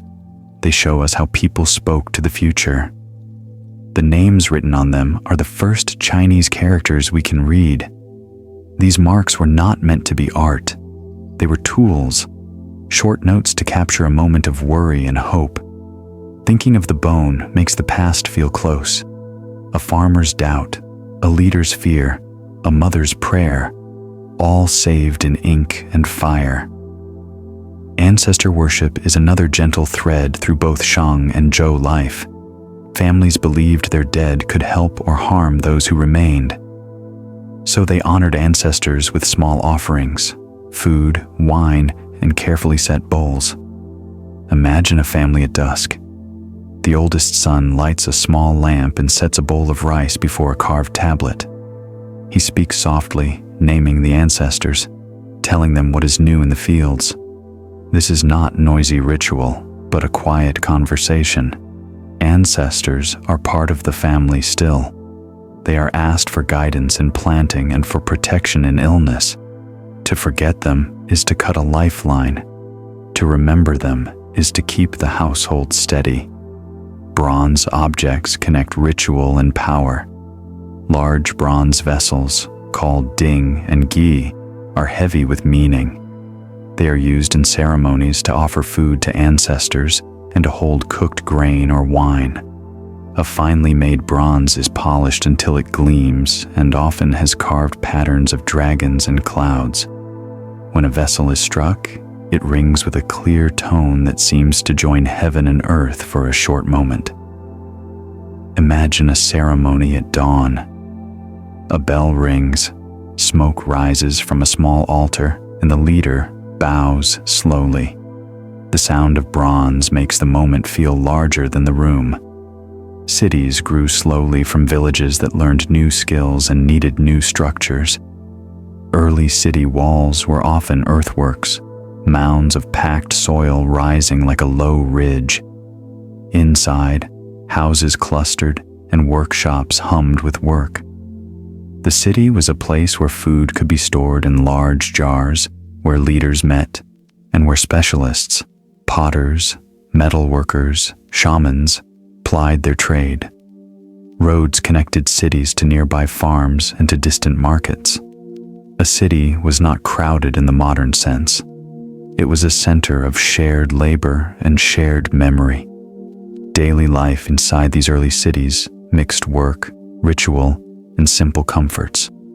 A merchant might count small bronze coins or barter a woven cloth for grain. A potter's hands were never still. A smith's hammer kept time like a quiet drum. Children played with carved toys made of bone or clay. At night, families sat by small fires, eating porridge and talking about the day.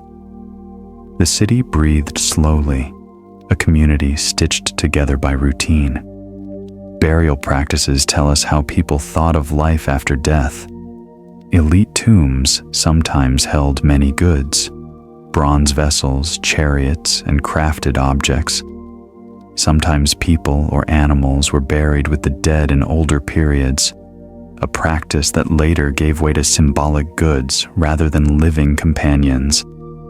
The care taken in tombs shows that people wanted to send a person into the next world with respect and provision. It was a final act of family responsibility, a slow, tender preparing for a long night. There is a quiet human story from these times that helps us feel closer. A small group of women once worked together in a courtyard, making fine cloth. They dyed threads with natural plants, indigo for blue, a pale yellow from a root. One of the women wove a thin strip as a gift for her sister, who was about to marry. The sister tied the strip into her hair on the wedding day. Years later, the ribbon was found tucked in a box in a tomb, soft as a memory. It tells us that beauty and love were part of daily life, woven into work and kept as treasures for the long sleep. Power in the Shang was often shown through ritual. The king was close to the gods and ancestors. He performed sacrifices and consulted diviners. His role was to maintain balance between people, land, and the spiritual world. In war, leaders used bronze weapons, chariots, and carefully planned strategy. Yet even in conflict, ritual mattered. Commanders might offer gifts to ancestors before a battle, asking for calm and courage. The Zhou brought changes that reshaped how people thought about leadership. Their idea of the mandate of heaven, already described earlier, meant that rulers were judged by how they treated the land and the people. If a leader was cruel or careless, people believed heaven might withdraw its favor. This idea made moral behavior part of political life. Good leaders kept peace and performed rituals. Bad ones lost support. It was a gentle but powerful belief that made justice part of the sky itself. Music and art also held people together. Bronze bells and chimes made layered sounds that filled halls. Musicians practiced long hours to tune those sounds so they comforted, not disturbed. Artists carved scenes of daily life into pottery and bronze. The patterns were not just decoration, they were stories, small scenes that would remind a family of who they were and where they came from. Learning and the slow birth of writing changed how memory worked. Record-keeping moved beyond spoken word. Names, debts, harvest counts, and ritual questions were carved into bone or written on strips of bamboo. That move from memory to record made it easier to pass knowledge across generations. A young scribe learned careful strokes, and through that patient learning, culture and law became steady. Before this chapter ends, imagine a simple morning. A scribe awakens, lights a lamp, and mixes ink. He takes a bamboo slip and practices a character until the stroke is steady. A farmer goes out to the fields and checks young plants. A mother arranges a small offering for the ancestors. A smith cools a bronze tool in water. These are small acts, repeated in many houses, that make a place feel alive. If you listen to the sounds of the past here, you will hear the gentle scratch of a brush, the soft ring of bronze, the low murmur of prayer, and the faint crackle of a small fire. These sounds make a slow rhythm that helps to settle the mind. They remind us that life is built from repeated acts of care, tending a field, keeping a memory, honoring a name. In the next chapter, we will move to law and order. We will look at the legalist ideas that hardened during the later warring states and how Qin united many lands under strict rules. We will feel the weight of law and the hush that follows it, and learn how order can be both steadying and severe. Chapter 13. The Legalist State and the Rise of Qin. Breathe in slowly. Imagine the quiet of a village at dawn, where the fields are still misty, and only the occasional crow breaks the hush. Far away, in the halls of kings and ministers, a new idea is taking root, one that will change the course of Chinese history. This is the world of legalism, the philosophy of strict law and order, which would guide the rise of Qin and the creation of the first unified Chinese empire. Tonight, we explore the quiet, steady, and sometimes harsh rhythms of this powerful idea and the lives it shaped. Legalism begins with the idea that order must be maintained above all else. Confucius and Taoists spoke of virtue and balance, but legalists looked at law as the true measure of stability. They believed that humans are naturally self-interested and that only clear rules and consistent punishment can keep society functioning. Think of it as a careful clock. Each gear turns in a precise way, and if one wheel slips, the entire system falters. The legalist state is structured like that clock, slow, steady, and unyielding. In the palaces of Qin, ministers and scholars study legalist texts by candlelight. They read the works of Shang Yang and Han Fei, understanding that rules must be written clearly, applied fairly, and enforced strictly. The emperor listens and decides.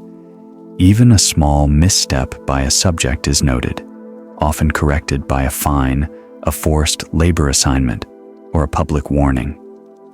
Laws are not suggestions. They are steady, unbroken lines that guide life. Imagine walking along a quiet path that stretches between villages and towns. Along the way, officers on horseback move slowly but purposefully, carrying messages and checking compliance. Roads are built wide and straight, not for beauty, but for efficiency and control. Bridges are maintained, watchtowers stand like silent sentinels, and the empire's pulse is measured in work and obedience. Every step taken by officials is deliberate, every inspection thorough. The rise of Qin is inseparable from these ideas. Qin begins as one of many states in the Warring States period, a time when China was divided and battles are frequent. The legalist philosophy provides a framework for Qin to grow stronger. Laws are standardized, tax systems carefully recorded, and military service organized with precision. Soldiers march in disciplined ranks, their armor polished, their banners held high. Each day is a repetition of training and duty, small acts adding to immense strength. Qin's first emperor, Qin Shi Huang, embodies this legalist approach. He is a man of order, insisting that all laws, weights, measures, and even writing systems be standardized across the newly unified territories. Imagine the slow movement of scribes copying official documents so that every city uses the same script. Carpenters measure wood in the same units, and merchants sell goods with consistent weights. The empire hums with quiet, controlled rhythm, like a vast machine whose wheels interlock perfectly. Yet legalism is not only about efficiency, it also shapes daily life with discipline. Farmers are expected to meet quotas, and records of production are kept meticulously. Citizens are aware of the rules, and education emphasizes obedience. The state monitors carefully, rewarding compliance and punishing defiance. Life is steady and predictable, but it can also feel strict and heavy. The quiet hush of law dominates public life, teaching people to move with care and attention. Infrastructure projects illustrate this philosophy vividly.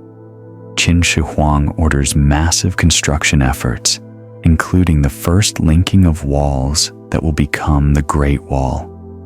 Imagine thousands of laborers moving slowly across mountains and valleys, carrying stones and earth, their movements coordinated like a single flowing line. The work is harsh, but the result is enduring. Roads stretch across provinces, enabling trade, troop movements, and communication. These projects demonstrate the quiet power of organization and discipline, and they remind us that large change often comes from patient, persistent effort. The legalist state also shapes culture in subtle ways. Art, literature, and ritual exist, but they are often carefully controlled, reinforcing the authority of the state and the importance of order. Unapproved writings or ideas that challenge the emperor may be suppressed. Imagine scholars whispering in small rooms by lantern light, sharing knowledge quietly so as not to disturb the balance of power. Within these constraints, creativity still finds gentle expression, carefully folded into acceptable forms. Punishments are part of the legalist rhythm, but they are not always loud or chaotic. Often they are quiet and measured. A farmer might be fined, a merchant ordered to provide labor, or an official removed from office. The emphasis is on consistency rather than spectacle. People quickly learn that the system is predictable. A small violation will be addressed with a known consequence. Life moves steadily under the shadow of these rules. One small story captures the human side of this era. A young scribe is tasked with copying laws into a distant town. The journey is long, filled with quiet nights by rivers and small inns along the way. Each character must be precise, each stroke exact. The scribe works patiently, knowing that every copied law will affect hundreds of lives. He moves slowly, almost in meditation, feeling the weight of responsibility. The act is small, repetitive, and quiet, but it shapes the lives of many. As we imagine the rise of Qin tonight, picture disciplined soldiers, slow construction across mountains, careful scribes, and officials moving with deliberate purpose. Legalism creates order in a fractured land, showing how patience, discipline, and clear rules can transform chaos into stability. It is a philosophy that demands attention, teaches obedience, and builds lasting structures, both in stone and in society. In the next chapter, we will enter the Han Dynasty, often called China's Golden Age. We will see how life becomes more expansive, with arts, trade, science, and philosophy flourishing under a calmer, more balanced system. We will listen to the hum of markets, the quiet rhythm of rivers, and the gentle work of scholars and craftsmen. Chapter 14. The Han Dynasty, China's Golden Age. Breathe in slowly. Imagine the gentle flow of a wide river, its surface reflecting soft sunlight as it winds through fertile plains. Along its banks, fields stretch green, and small villages hum with quiet work. This is Han China, a time when the empire finds balance after the strict order of Qin, and life begins to flourish in ways both practical and beautiful. Tonight, we drift slowly through the Golden Age, observing markets, scholars, artisans, and the steady rhythms of daily life. The Han Dynasty begins with careful consolidation. After the turbulence and strict rule of Qin, the new emperor seeks harmony. Laws remain, but they are tempered with mercy and guidance. Officials are selected not only for discipline, but also for ability and learning. The empire stretches far, yet it hums with a slower, more human rhythm. Think of a river spreading across fields, powerful, steady, and nourishing everything it touches. Farms are central to Han life. Peasants work the land, planting grains like millet and rice, tending livestock, and maintaining irrigation systems. Water wheels turn slowly in the fields, drawing water from canals to nurture crops. Life is still hard, but careful organization and local management create a more reliable harvest.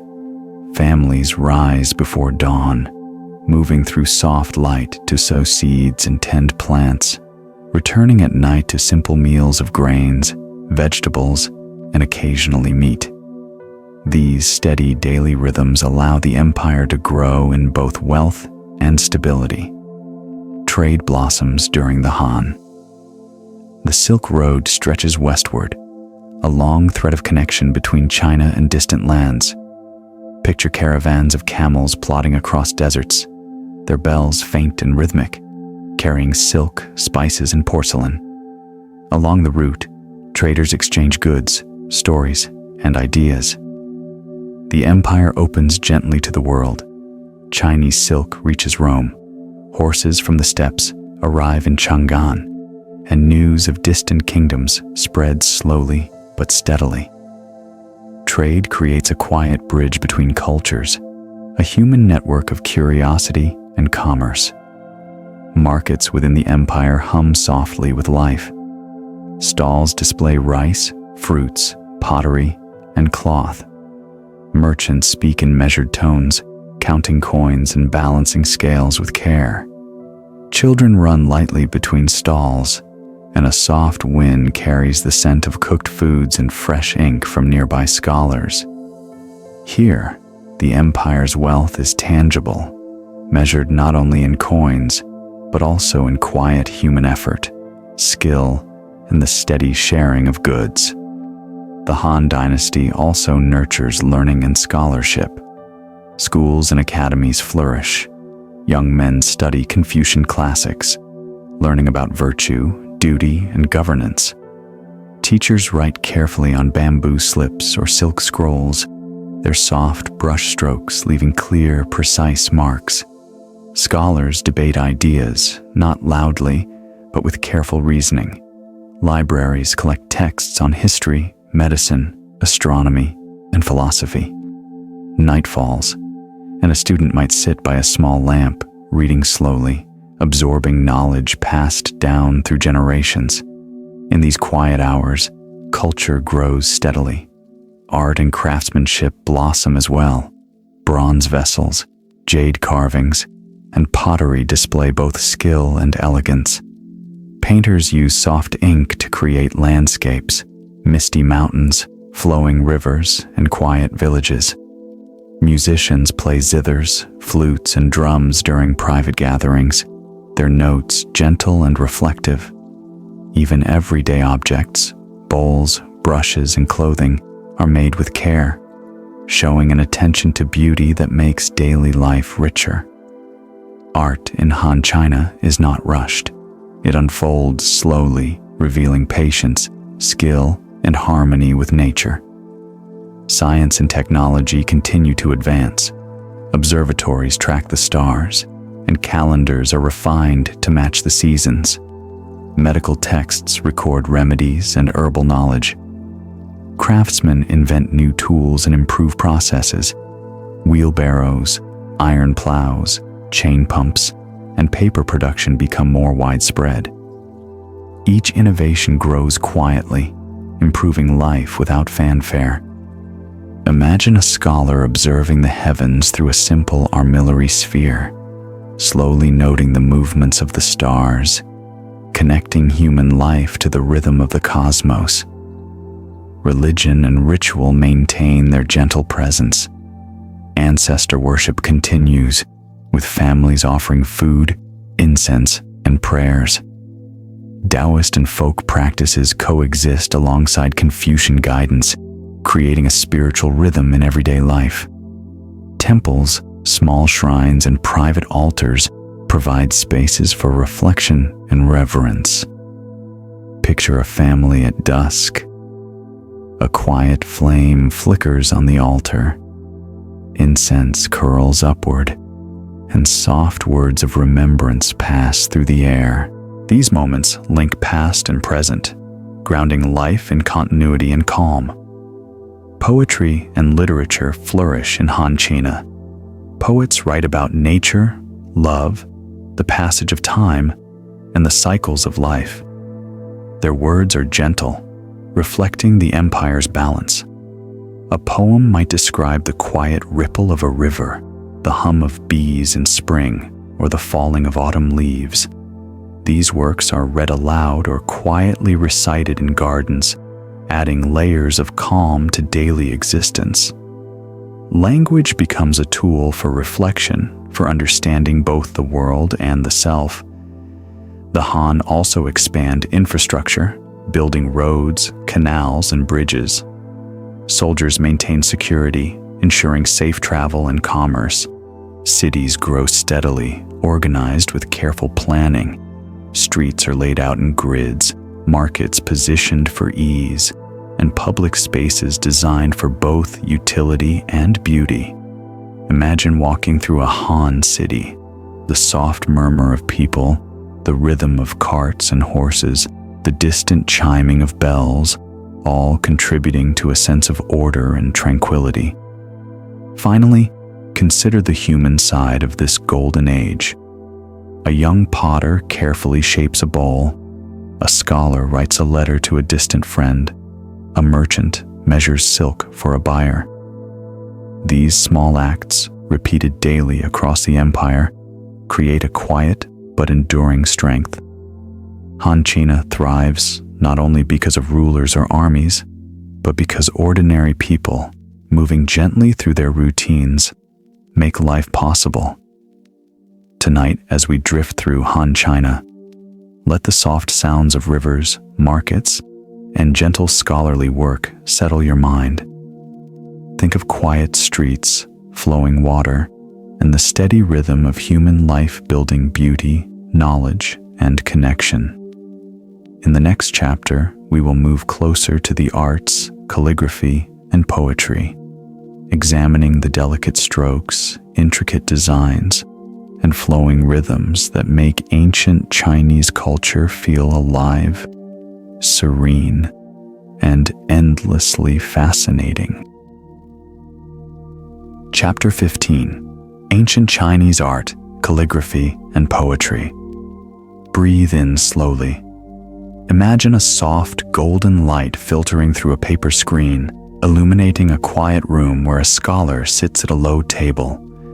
Ink rests in a small stone container, brushes carefully arranged nearby. The room is serene, smelling faintly of ink, polished wood, and the lingering fragrance of burning incense. Tonight, we enter the world of ancient Chinese art, calligraphy, and poetry, exploring the delicate balance of skill, expression, and reflection that has inspired generations. Start with calligraphy, the heart of written art. In China, writing is not simply a way to record words, it is a way to express the spirit. Each stroke is deliberate, flowing, and measured. A brush moves slowly over paper or silk, sometimes with gentle pressure, sometimes lightly gliding, creating thick and thin lines that dance across the surface. Imagine watching a single character appear. A sharp start, a rounded curve, a tapering finish. The motion is meditative, almost like a slow, whispered breath captured in ink. Practicing calligraphy teaches patience and focus, encouraging the mind to settle while the hand moves with intention. Calligraphy is more than practice.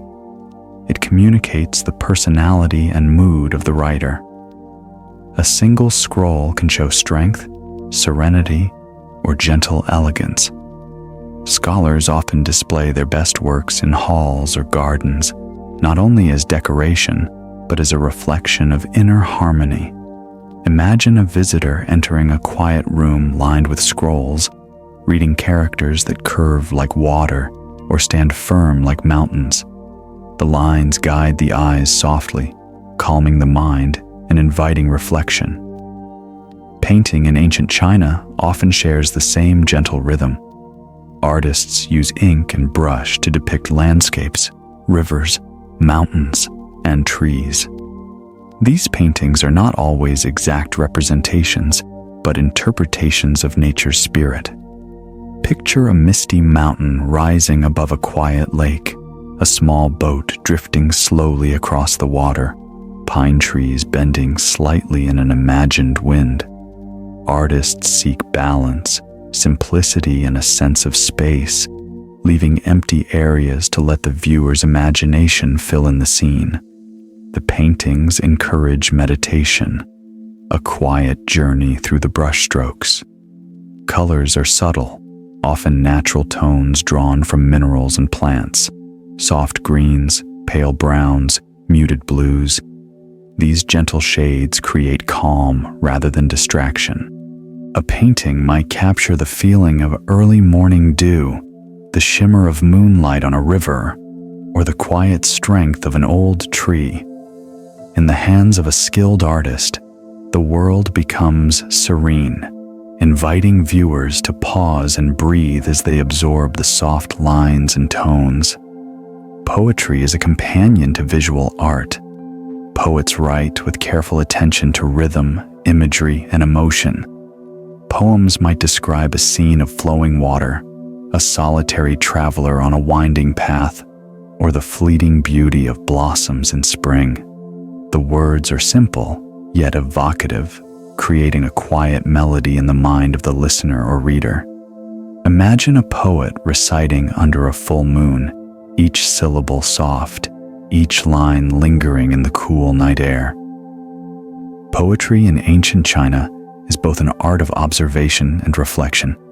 teaching readers to notice small details and feel their meaning deeply.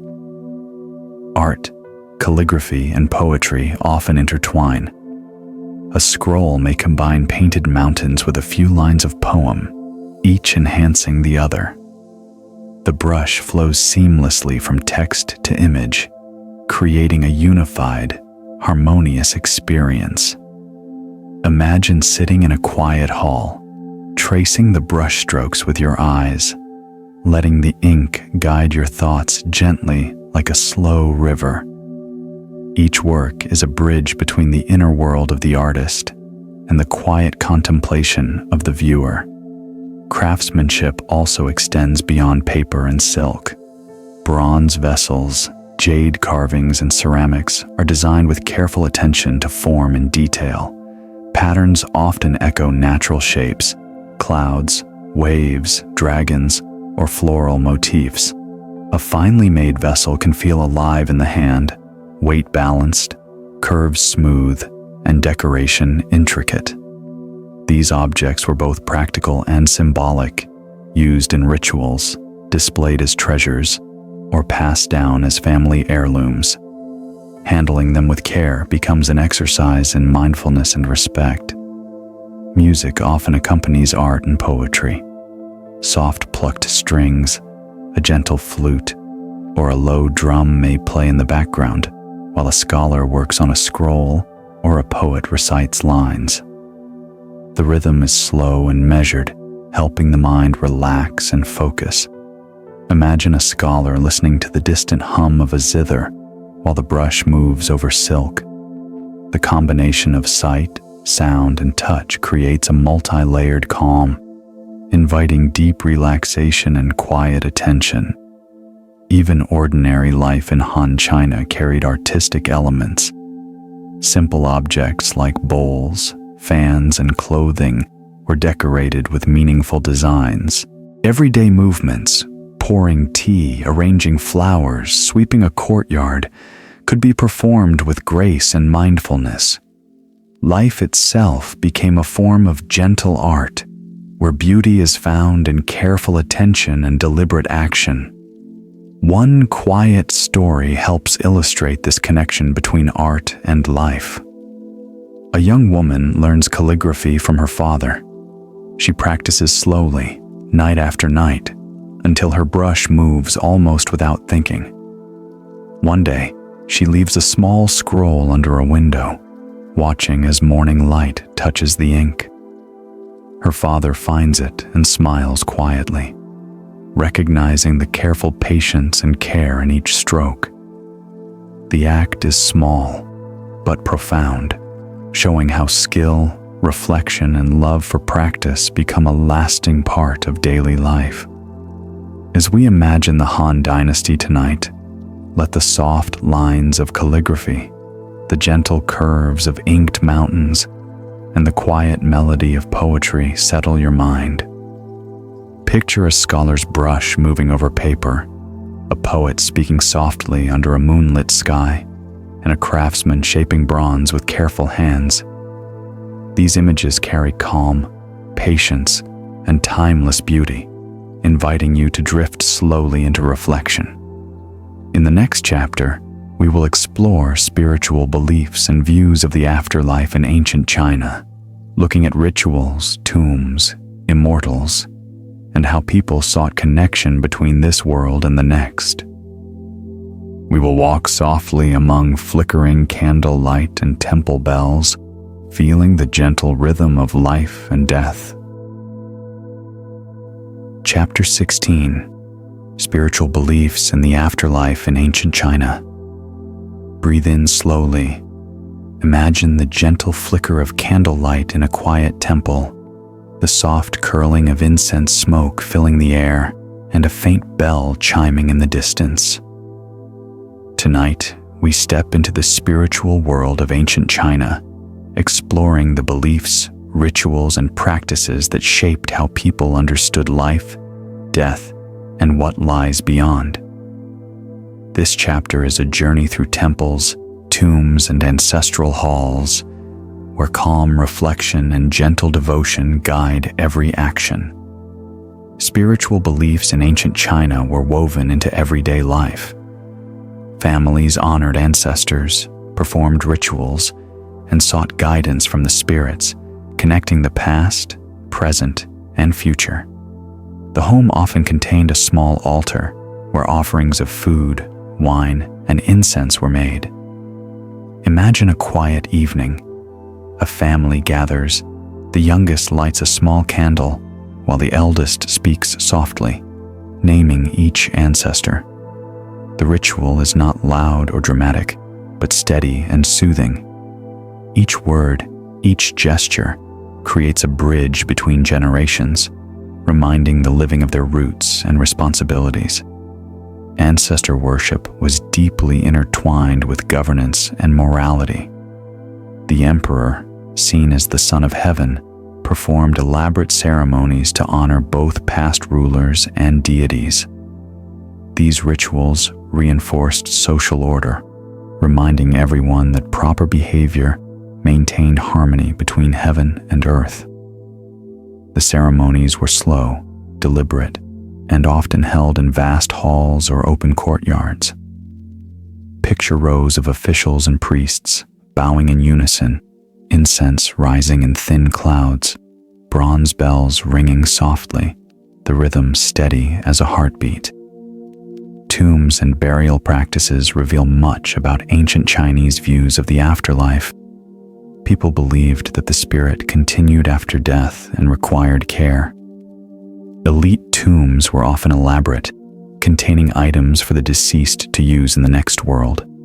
Pottery, bronze vessels, tools, and even models of servants or animals. Imagine opening a tomb in soft torchlight, rows of objects placed carefully, each telling a story of daily life and status. Even in death, the care and thought put into these preparations create a sense of calm, order, and continuity. Immortality in the search for it played a subtle but significant role. Taoist practices often included meditation, breathing exercises, and herbal remedies aimed at longevity. Alchemists experimented with elixirs, not always successfully, seeking a gentle transformation of the body and spirit.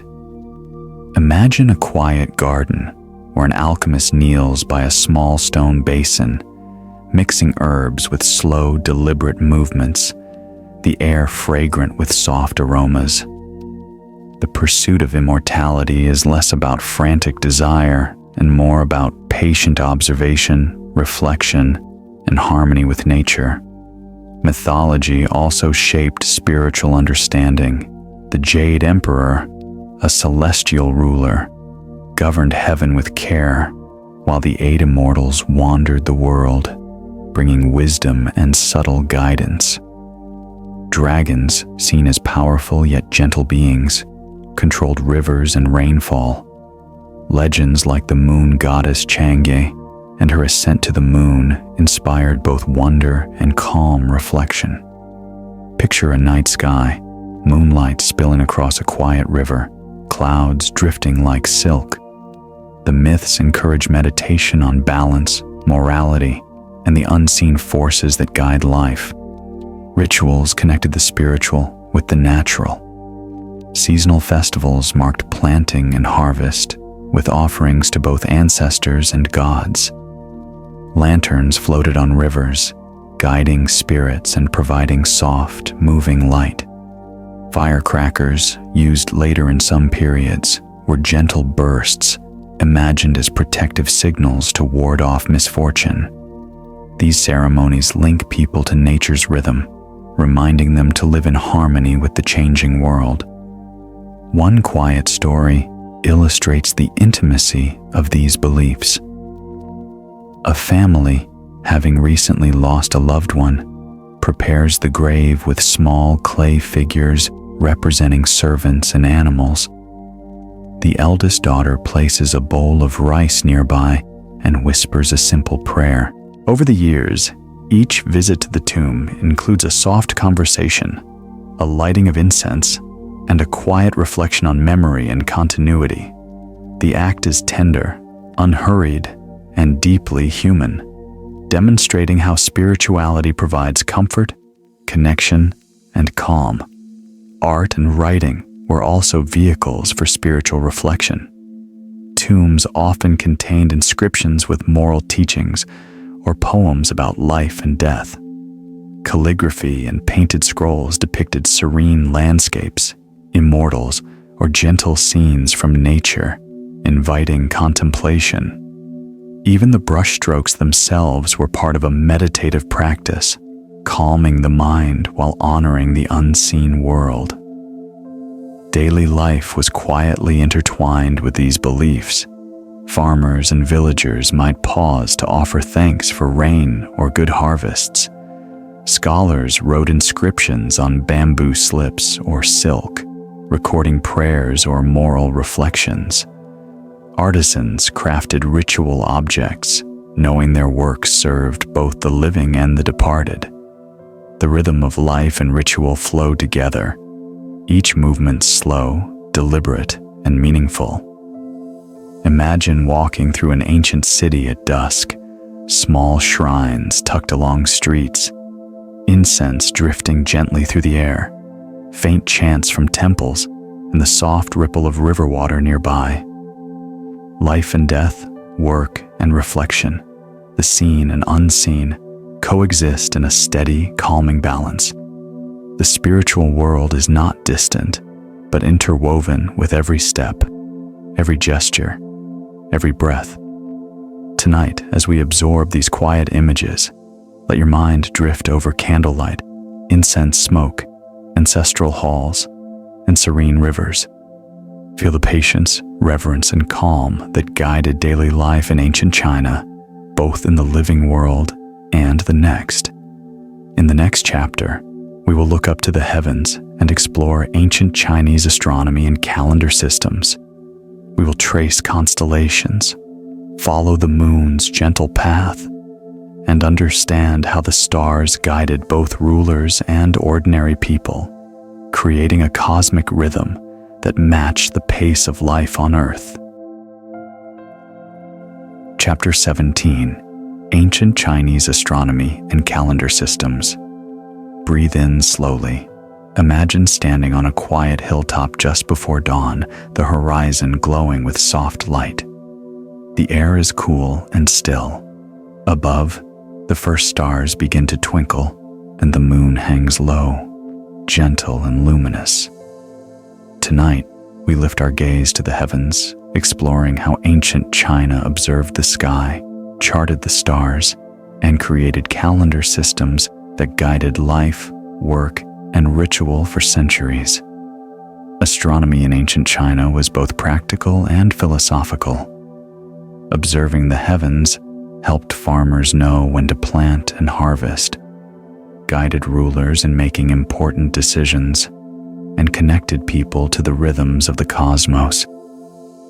Scholars and astronomers watched the night sky with patient, careful eyes. They recorded the movement of the moon, the rising and setting of stars, and the appearance of comets. Every observation was noted, sometimes on bamboo slips, sometimes etched into stone or bronze, preserving knowledge for future generations. The Chinese divided the sky into constellations, many of which were different from those known in the West. Imagine looking up and seeing the purple-robed emperor's chariot, the jade rabbit pounding medicine on the moon, or the black tortoise guarding the northern heavens. Each pattern told a story and had practical meaning. These constellations were used to predict seasons, track celestial events, and offer guidance for rulers. Observing the heavens was both a scientific and spiritual exercise, combining careful measurement with reflective thought. Calendars were central to life in ancient China. Farmers depended on them to know when to plant rice, millet, and other crops. Rituals and festivals were timed according to the lunar calendar. The most famous system, the lunisolar calendar, balanced the cycles of the moon with the sun's movement, creating months that were connected to both lunar phases and the seasons. Scholars would carefully calculate intercalary months, adjusting the calendar so that the harvest and the festivals remained aligned with the changing earth.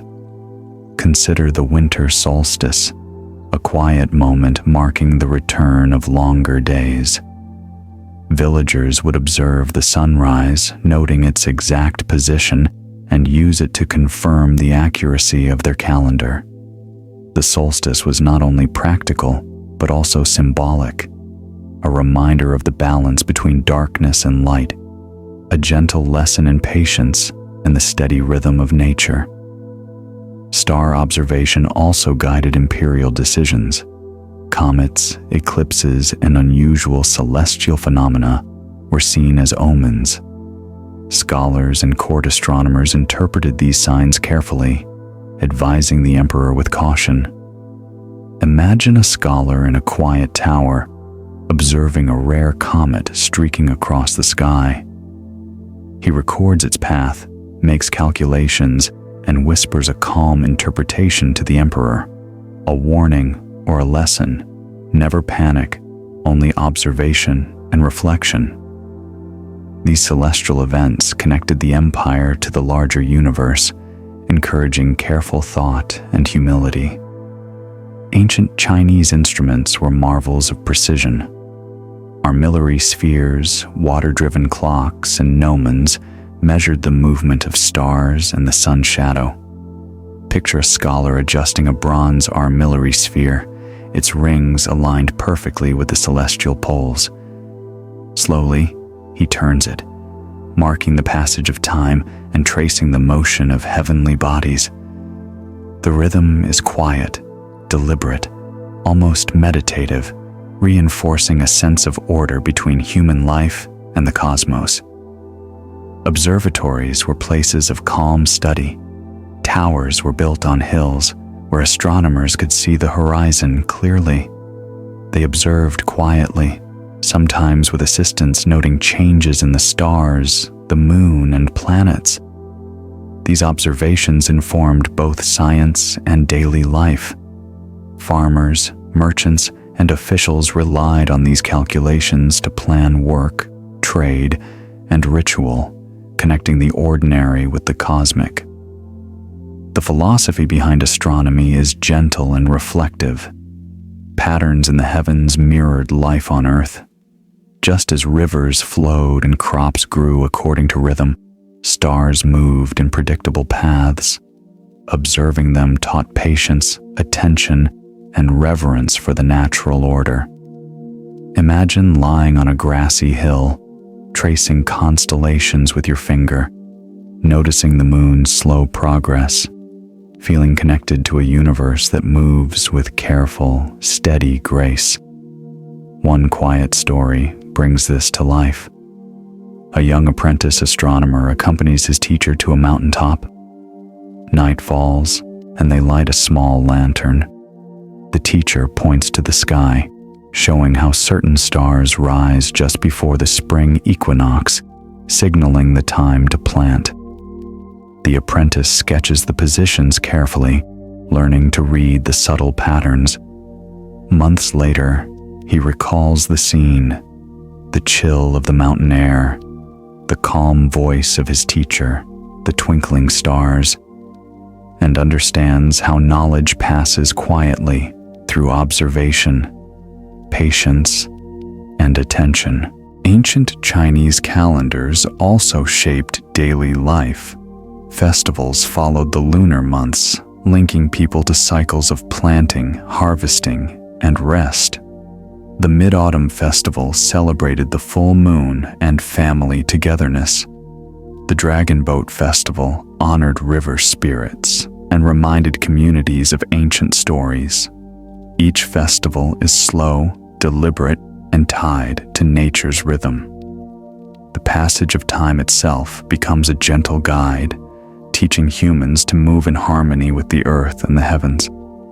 In the Han Dynasty and beyond, astronomy influenced medicine, navigation, and philosophy.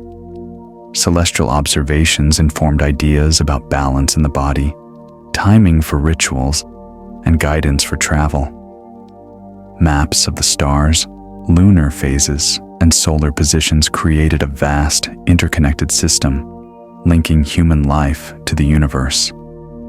As you imagine the stars tonight, let the gentle patterns of the sky calm your mind.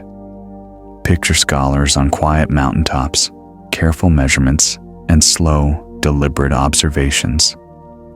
Feel the rhythm of the cosmos mirrored in rivers, fields, and daily life, a serene connection between earth and heavens, human and universe. In the next chapter, we will begin exploring the daily life of ordinary people in ancient China. Farmers, scholars, merchants, and poets. We will listen to the gentle hum of villages, the flowing of rivers, and the small, peaceful routines that formed the heartbeat of civilization.